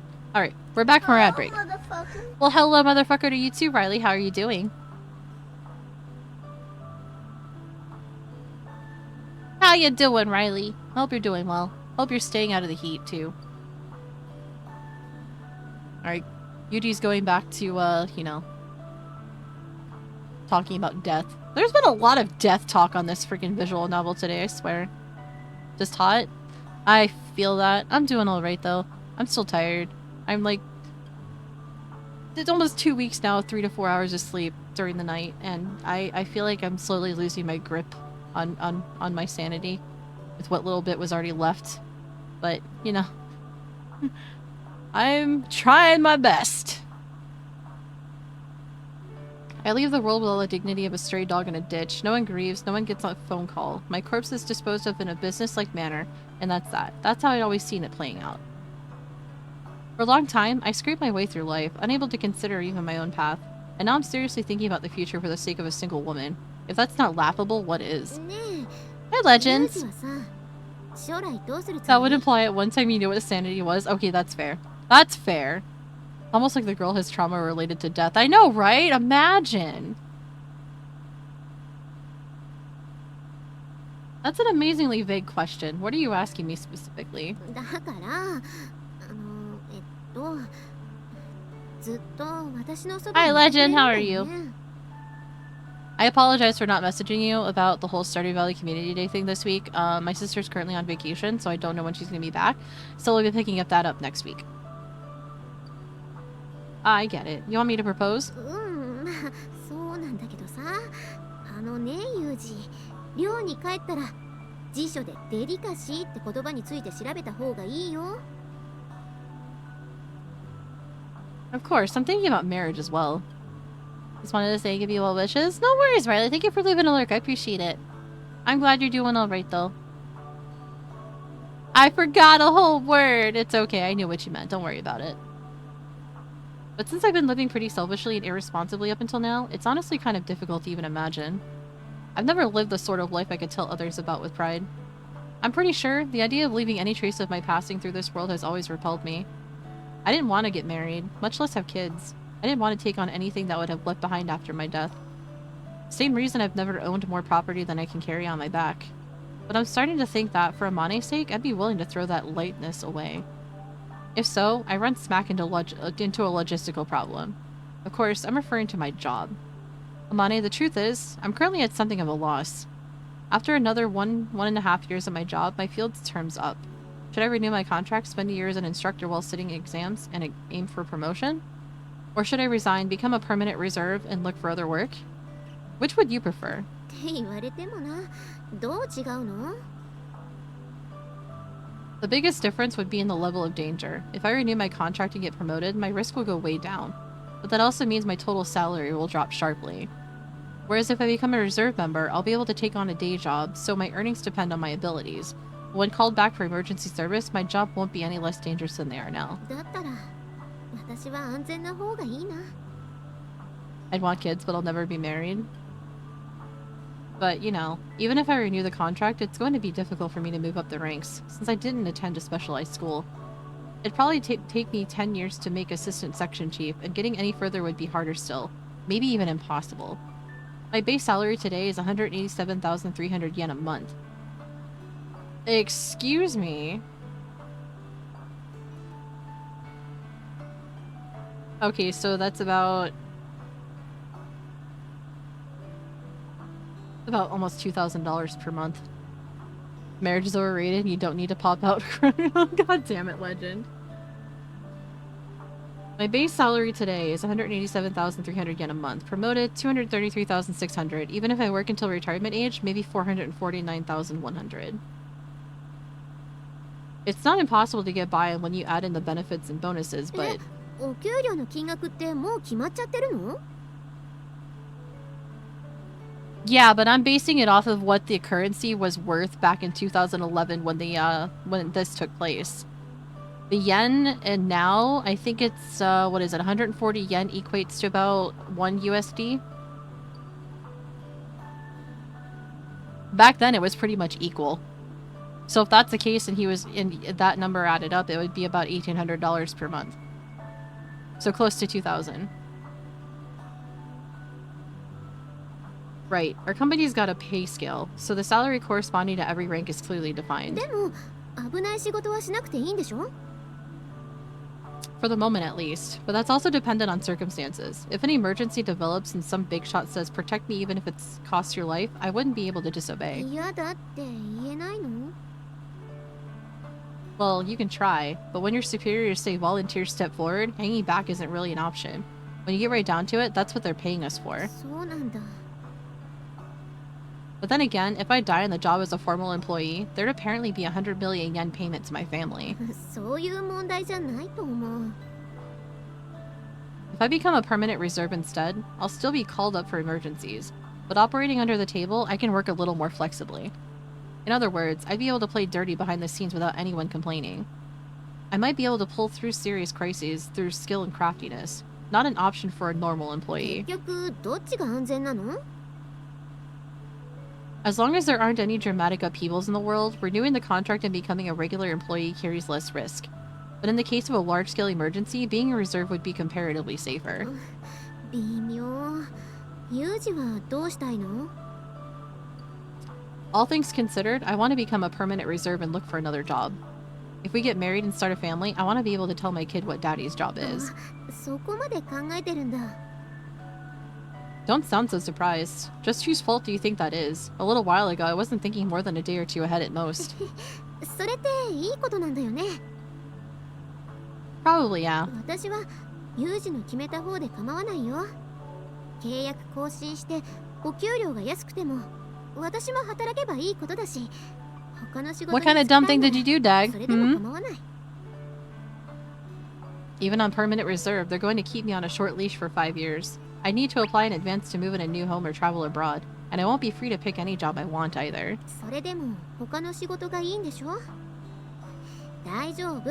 仕事が見つからなかったら2人で長距離トラックの運転手でもやろうよ。 Would you seriously be okay with that? いいんじゃない？私タイヤのついてる乗り物大好きだし、意外と似合うと思うな。 Close Twitch instead of USD to yen converting? Good job! Well, come to think of it, I do have a lead on a job, I guess. Not that anything's been settled yet, but the principal floated the idea of taking me on at Mihama. 先生になるってこと？ Nothing's decided yet. でも何の先生になるの？そっか。うちって体育の先生いないよね。体育の先生は？ Like I keep trying to tell you, nothing's decided yet. でもそれすごくいいと思うよ。さっきの子供の話じゃないけどさ、パパは先生ですってすっごくわかりやすいんじゃない？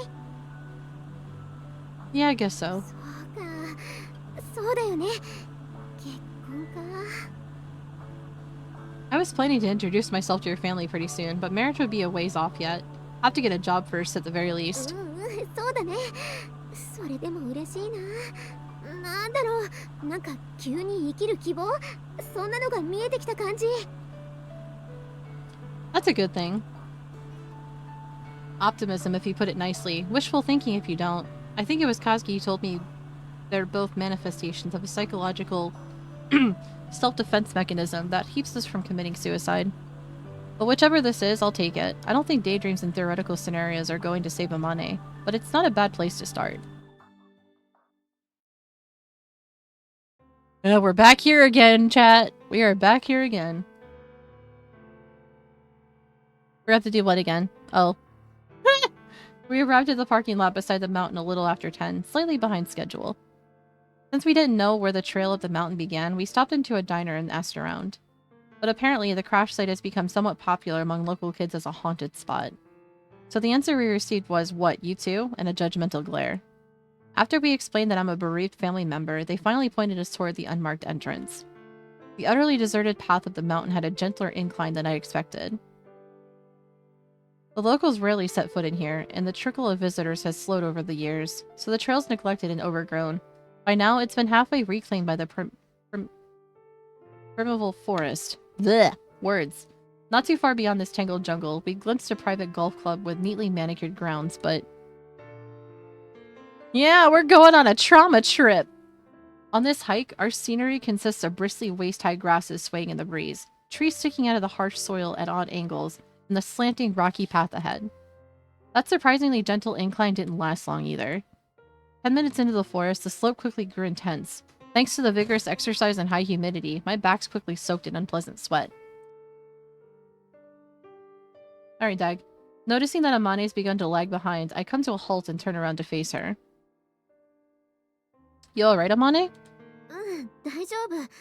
当時に比べれば全然歩きやすいし。 The path's fairly wide, probably cut through the forest with the installation of the memorial stone in mind. But even so, now and again we run into steep stretches of rock that we're forced to scramble up on hands and knees. Since we're not pushing through the thick grasses as we go, it must be significantly better than it was for Amane back then. But it's decidedly not an easy stroll. こんな道があの当時にもあればね。 No use saying that now, of course. Deciding to interpret Amane's words as a monologue, I turn without comment and once again push forward on the rough mountain path. The further we advance, the twistier the road grows, the more frequent and severe its ups and downs. Just as an experiment, I take out my M2 compass and open the lid. At a glance, the magnetic needle seems to be pointing north. Maybe dry compasses are harder to influence? But having finished sighting, I lower the compass to chest level and the needle immediately begins to shake. And when I place the compass on the ground itself as a test, the needle swings dramatically and fixes itself in a completely impossible direction. I take out my phone and flip out on the GPS as if to say, well, how about this? While the latitude and longitude display accurately, the mapping gets me nothing but a no-signal message. I see. This is rough. I'm standing on a well-defined trail right now, so I don't feel any anxiety, but a quick visual survey of the surrounding area reveals nothing else that could serve as a landmark. Wow, words. Without this path, glancing over your shoulder for a moment would probably be enough to completely throw off your orientation. Where a powerful blizzard may create a temporary whiteout, a jungle this dense produces a permanent greenout. We've spent maybe 3 hours now hiking up the mountain. It's been 30 minutes since our third short breather. I'm just about to suggest taking a second longer break when I notice that Amane's grown extremely quiet. The look in her eyes suggests that we've reached familiar scenery. 多分こっち。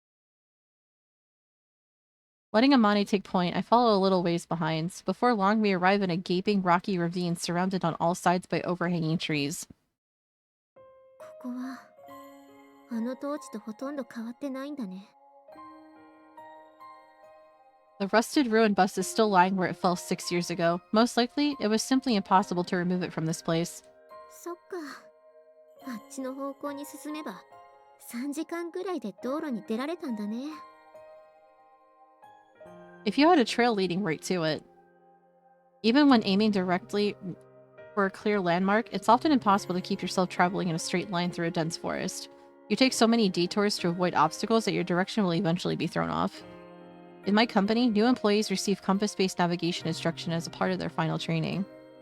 After mastering basic compass operation, the final part of this little course involves throwing the newbies into a dense jungle with only a rough, handwritten map and absurdly demanding they find their way to a specific point.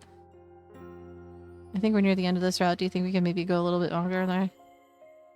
I can't. I have an appointment at 5:30. I won't be able to, unfortunately. Given a halfway adequate path, it wouldn't even be a challenging hike. But in a primeval forest without even animal trails, it's no joke. In the end, the majority lose their way and give up, and these are adults who've just spent a number of days learning how to orient themselves under difficult conditions. In some cases, they'll spend a good 4 hours or so hiking through the woods with a crude map in one hand, only to find themselves back where they started, the instructor sneering, "What's wrong, forget something?" If anything, you did a hell of a job finding your way out of this place at all. 多分私が脱出できたのは偶然みたいなものなんだと思うよ。本当にこっちで合ってるのかなって私自身半信半疑で歩いてたし。それでも和樹の言う通りにしていればきっと助かるって信じていたから。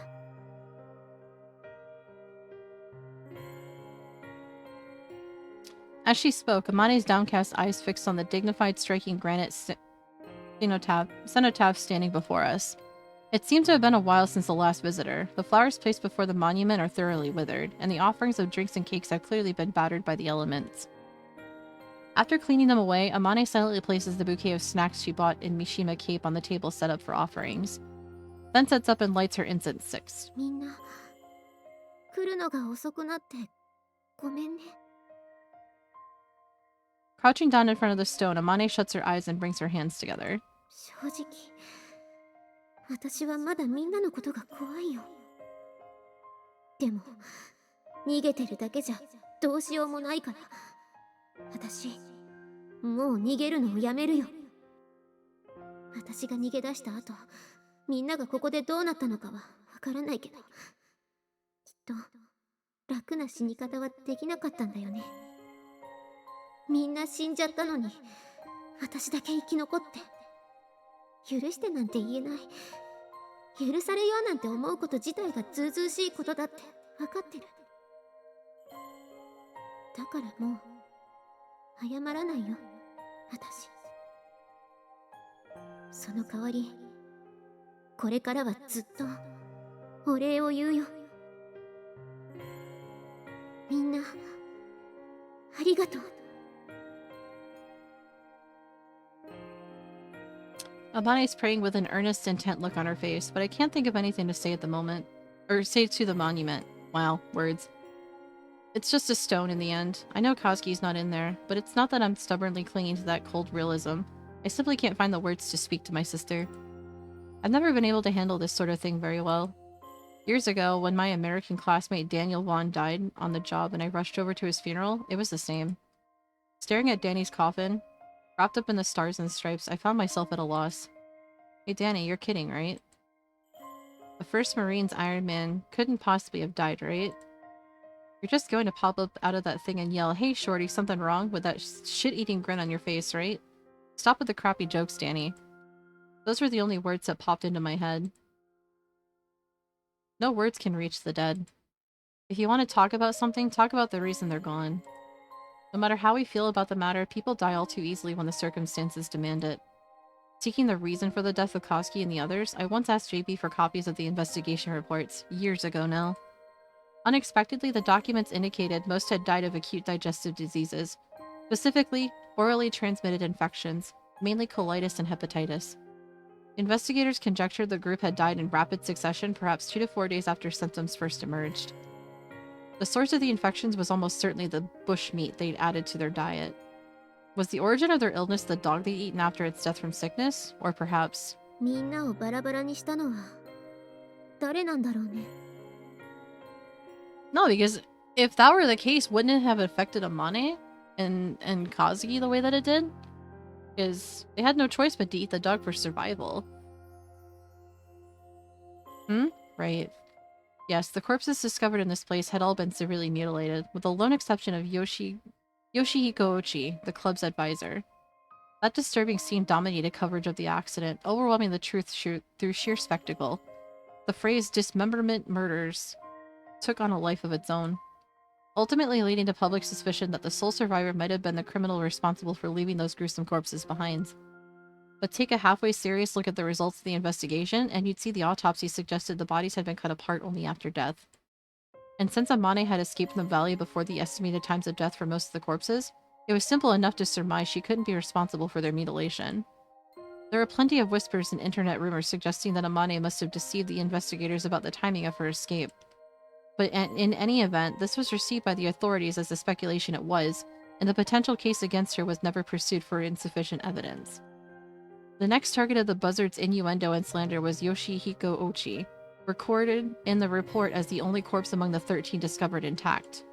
After all, a mass murder of female students by their own teacher was an even more attractive storyline for the classless scum of the world. Since it had a stronger tinge of scandal than the alternative, the media leapt onto its new theory with all the enthusiasm of a dog thrown red meat, adding in insinuations of sexual assault towards its pupils just for spice.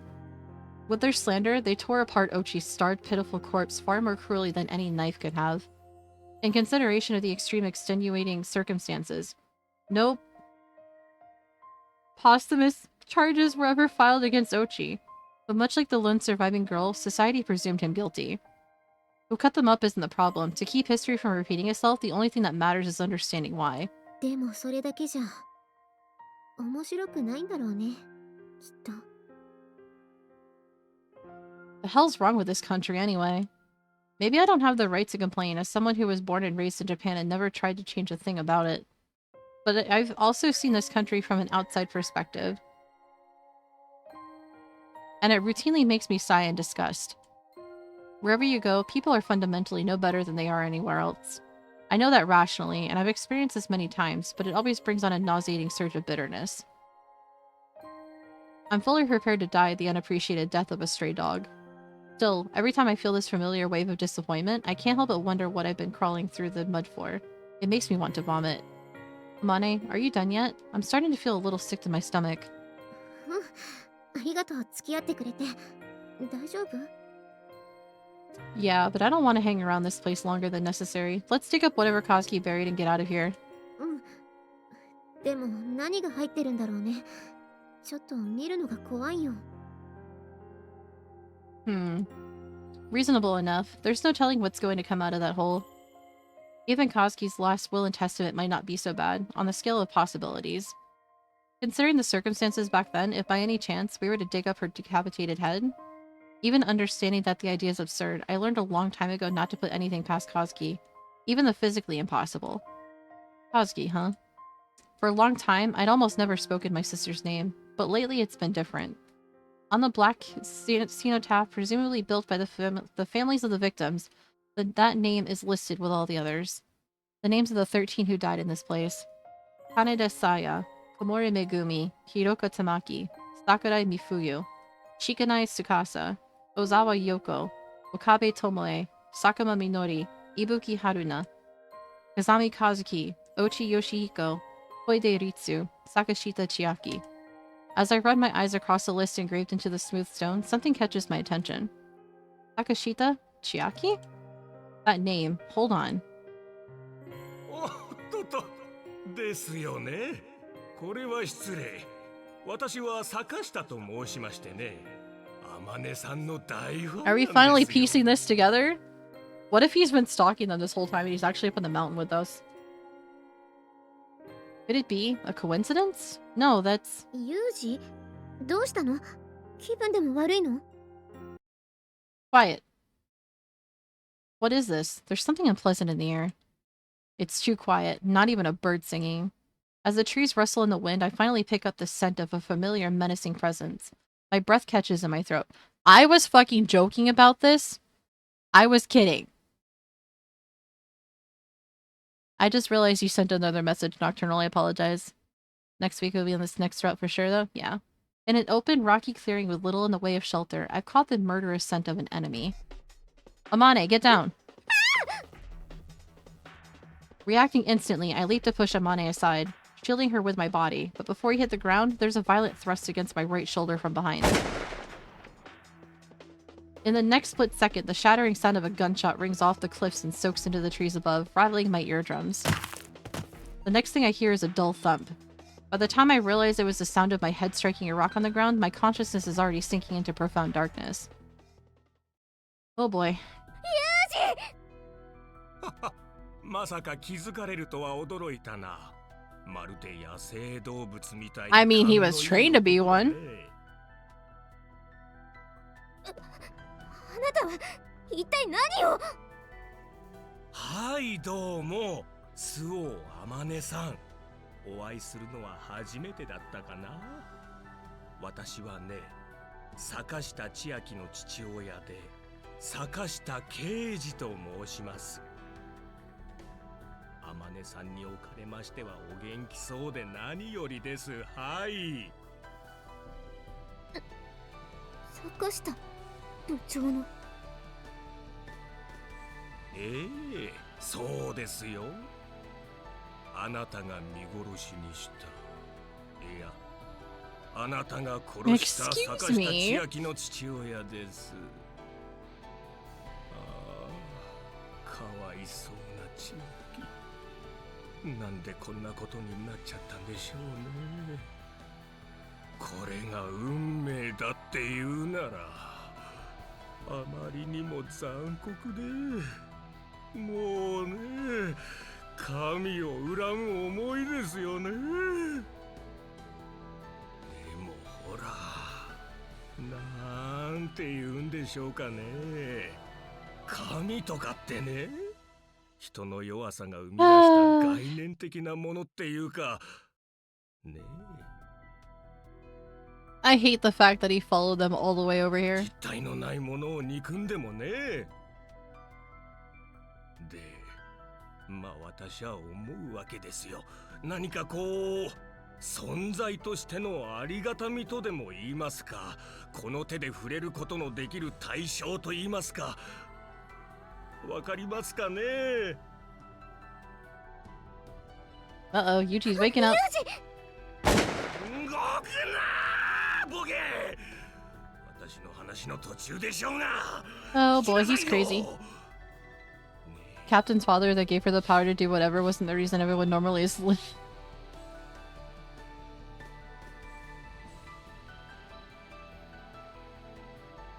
Yeah, right. I'm sitting here just like, wait, huh? 最近の若いやつはどいつもこいつもてめえのことしか考えやがらねえ。救いようのないクズだな。おい。まったくもう。まったくどいつもこいつもまったく動くなよ。今弾入れ替えるから。Shit. ユージ。 Yeah, I'm alright. Although I reflexively offered reassurance, fact of the matter is, nothing about this situation is remotely alright. All well and good that I sensed that sharp murderous aura in the time to pull Amane down, but I did manage to completely escape the widely scattered buckshot pellets. It felt as though an enormous stone had smashed into my right shoulder. The blood flowing from my wound quickly grows cold against my back, gluing my shirt to my body. But considering the amount of blood, the flow doesn't seem that intense. I probably got a number of small pellets lodged in my shoulder. The wound's not going to prove fatal in the short term, but when I try to pull myself up off the ground, my back screams with pain. I try to find a less painful way to move, twisting my body like a caterpillar, but it's wasted effort. That first huge stab of pain has all but paralyzed my body. Keeping still is about the only way I'm able to maintain my composure. よし、娘の話をしよう。 Having finished reloading shells into his break-action vertical double-barreled shotgun, Sakashita mumbles these words to himself in an oddly calm tone of voice, staring up into space. Observing his suddenly placid behavior, my throbbing heartbeat slowly begins to settle down. At the very least, it seems he doesn't intend to kill us immediately. Sending Amane a small signal to wait for now with a flick of my eyes, I quietly settle back to watch and wait. 千秋はね、私が30の頃に授かった娘でね、親の勧めもあって26で結婚した私が愛してもいない妻と苦労して作った娘なんですよ。正直ね、子供なんて欲しくはなかったんですよね。でもね、老いた両親に熱望されてしまえば無下に断るわけにもいかない家系でしてね。私の父は戦後の混乱期に不動産で財を成した資産家でしてね。私は父のそんな火事場泥棒まがいの商売を継ぐのが嫌で嫌で、よく反発しては生意気を言うなと殴られたものですよ。 Generational trauma! おっと、違うな。娘の話でしたよね。まあね、そんな毛嫌いしていた父親の勧めで地方銀行の頭取の娘を嫁にもらったのが26。見てくればっかり気にして夫をまるで下男でも見るような目で見るクズ女でしたが、 I mean, if it was a forced marriage, what do you expect? 成功しましたよ。そこで生まれてきたのが千秋です。名前を付けたのは私です。いえ、名前に深い意味はありません。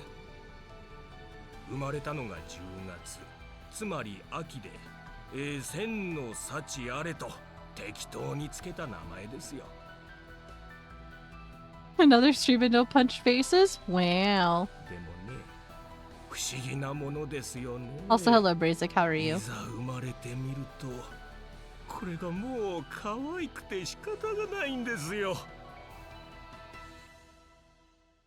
Lovely. The hell's that got to do with us? The words almost emerge from my mouth, but I bite my tongue. Right now, we're powerless. Our eyes fixed on the hunting shotgun in Sakashita's hands, Amane and I can do nothing but listen to his words. Apparently pleased by our submissive attitude, Sakashita continues his monologue in a relaxed, easy tone of voice. 生まれた経緯はどうであれ、 You're tired? 私にはとても I 大 feel 切 that. な、自分の Hopefully you're 分 staying 身 out of the と heat, も though. 言えるほどに大切な子だったのですよ、千秋は。そんな千秋がですよ。合宿の帰りに行方不明になったと聞かされた時の私の驚きが想像できますか？ I like how it's been almost 10 minutes and I've been sitting here ignoring my alarm going off to be like, it's reminding me, hey, bitch, you need to cook dinner. It's just like, no, I can't do that till after I get back home from my... Get back from my psychiatry appointment at 5:30. もちろんすぐに探してくれと依頼しましたよ。ヘリを含め1日に70万円かかると言われた捜索費も全て私が負担しました。ところが2週間経っても見つからない。 So that's the helicopters that was hovering above that they saw the first time and tried honking the horn to the bus. It was the helicopters that he sent out. まさかこんな場所で移動経路の予定にないこんな旧道の外れでバスごと滑落したとは誰も予想していなかったんですよ。もちろん私も思ってもみませんでしたし、ことによると某国に拉致されたのではとすら思っていたのですから、随分と的外れな場所ばかりを探していたのでしょうね。そして周りの誰もが諦めかけた頃、あなたがたった一人で生還しました。もちろん捜索隊を再編成し、すぐに救助に向かわせましたが、間に合わなかった。回収された千秋の亡骸は8つに分断されていました。まさに八つ咲きというやつです。私はね、まるで自分の身を裂かれたような思いですよ。泣きましたとも。収容先の病院で白いシーツをかけられた千秋にすがりつくようにして年がいもなく大声を上げて泣きました。なんて運のない子だろう。できれば代わってやりたかったと、そう思うことで私も一時は納得したのです。ところがね、娘を亡くしてからというもの、どうやら私も運に見放されてしまったようでしてね、何をやってもうまくいかんのですわ。仕事はもちろん家庭もうまくいかず、妻には離婚され、年老いていた私の父も他界、母も父の後を追うようにして半年後に他界しました。 I didn't know we were supposed to get his life story out of this one, considering, you know, he's actively going after Amane to kill her. もしかしたら千秋がおじいちゃんとおばあちゃんを迎えに来たのかもしれません。千秋は見えて甘えん坊な部分がありましてね。Oh no, that spoiled side to her shone through very, very much throughout the entire stay here. 大好きだったんですよ。それから4年、私も千秋の迎えを待ちながら頑張って生きてきたのですがね、ダメでした。何もかもがダメでした。仕事もうまくいかず、負債ばかりが増え、気がつけば幹部社員の何人かが同時に退社を申し出てきました。そうなってしまえばもう会社を畳むしかありません。娘を失い、両親を亡くし、妻と社員に逃げられ、会社もなくした。私にはもう残っているのは借金ぐらいのものですよ。さて、これから何をすればいいのか、私の頭の中は真っ白ですよ。どうすればいい？そんな時でした。とある情報筋と言いますか、娘の元同級生から私のもとに連絡が入りまして、ね、Oh boy. その子が言うには、三島崎駅前のお祭りで周防天音を見かけたって言うんですよ。 Okay, so that's how he learned about her whereabouts. Those two girls that they that ran into Amane, well, at least not run into, but saw her at the Matsuri festival. そういえば我々の前から逃げるようにして忽然と姿を消した周防天音さんの情報に以前私は賞金をかけたな。なんて思い出しましてね。忘れかけていたところにふっと思い出したあなたの名前に、私はね、そう運命のようなものを感じたんですよ。こうね、真っ白だった頭の中にね、ぽっかりと浮かんできたんですよ。自分が何をしたらいいのか、何をやり残していたのか、明確にね。That's the reason you attacked us? はい、そうです。これは復讐と言いますか、制裁です。はい。 Retribution? Are you serious? Confirming that my pulse has largely settled down while hearing out Sakashita's idiotic life story, I dig my hands into the gravelly ground and pull myself to my knees. Yuji! It's fine, get back. Grabbing Amane's wrist with a hand coated in sticky blood, I draw her body behind mine. Stop trying to numb the pain of your failure by pushing the blame onto a scapegoat. All you're really looking for is an excuse to end your miserable life. If you want to die, do it alone. Don't take people who still have a future down with you. これは驚きましたね。言うじゃないですか。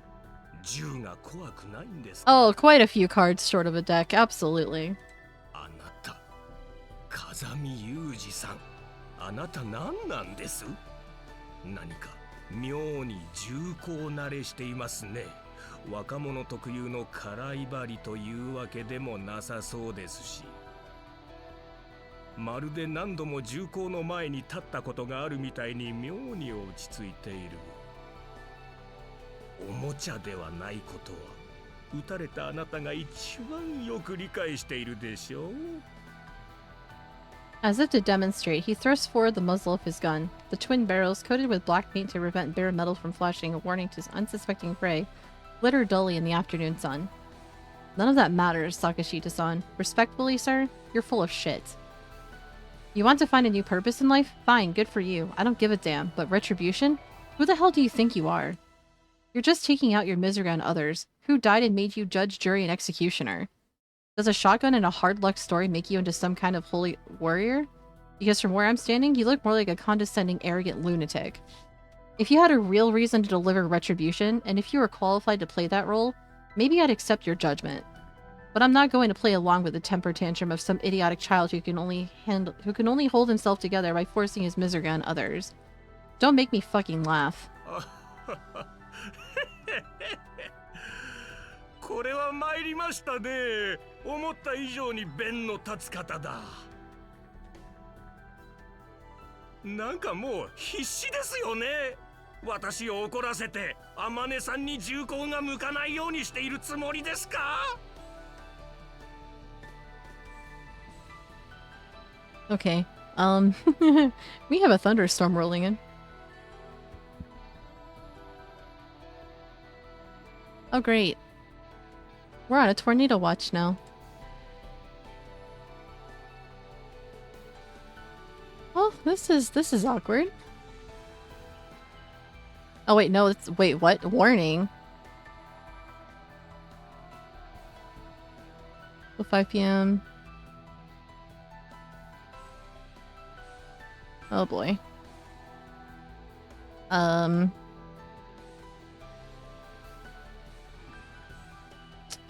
I'm not anxious right now, not the least bit reading this.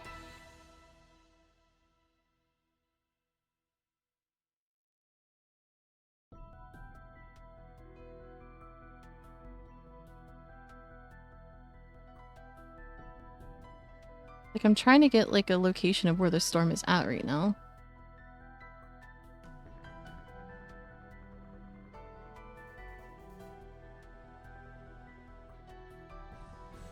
No shit, Sherlock. I know it's in the sky, but I'm trying to see which direction it's moving in. Okay, it's moving east. Let's see.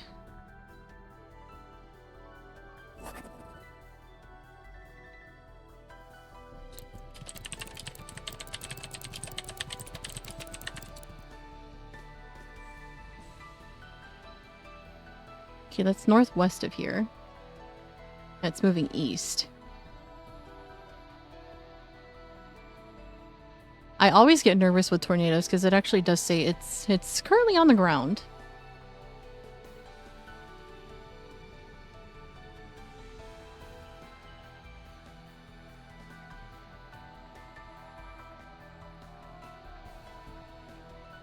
I'm not sure what I should do right now.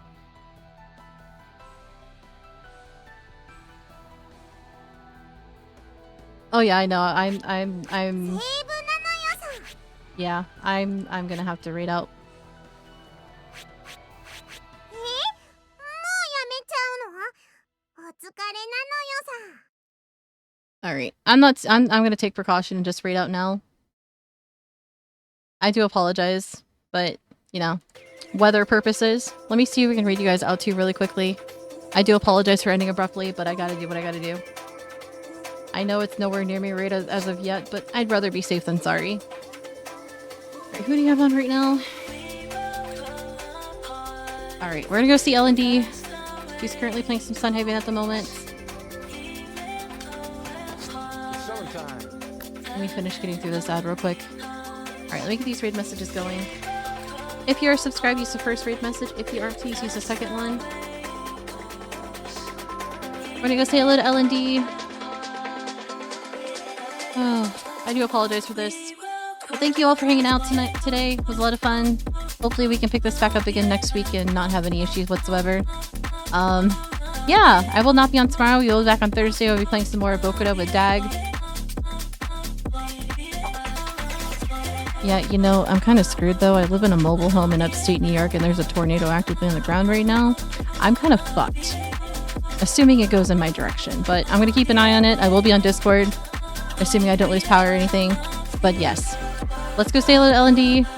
I will see you all later. I'll let you guys know via Discord if there's any updates or anything like that that happens. I'll let you know about safety and everything like that. But yes, let's go say hello to L&D. I will see y'all again on Thursday. Take care of yourselves. Have a wonderful rest of your day. Have a wonderful Wednesday. And I'll see y'all again later. Bye, everyone.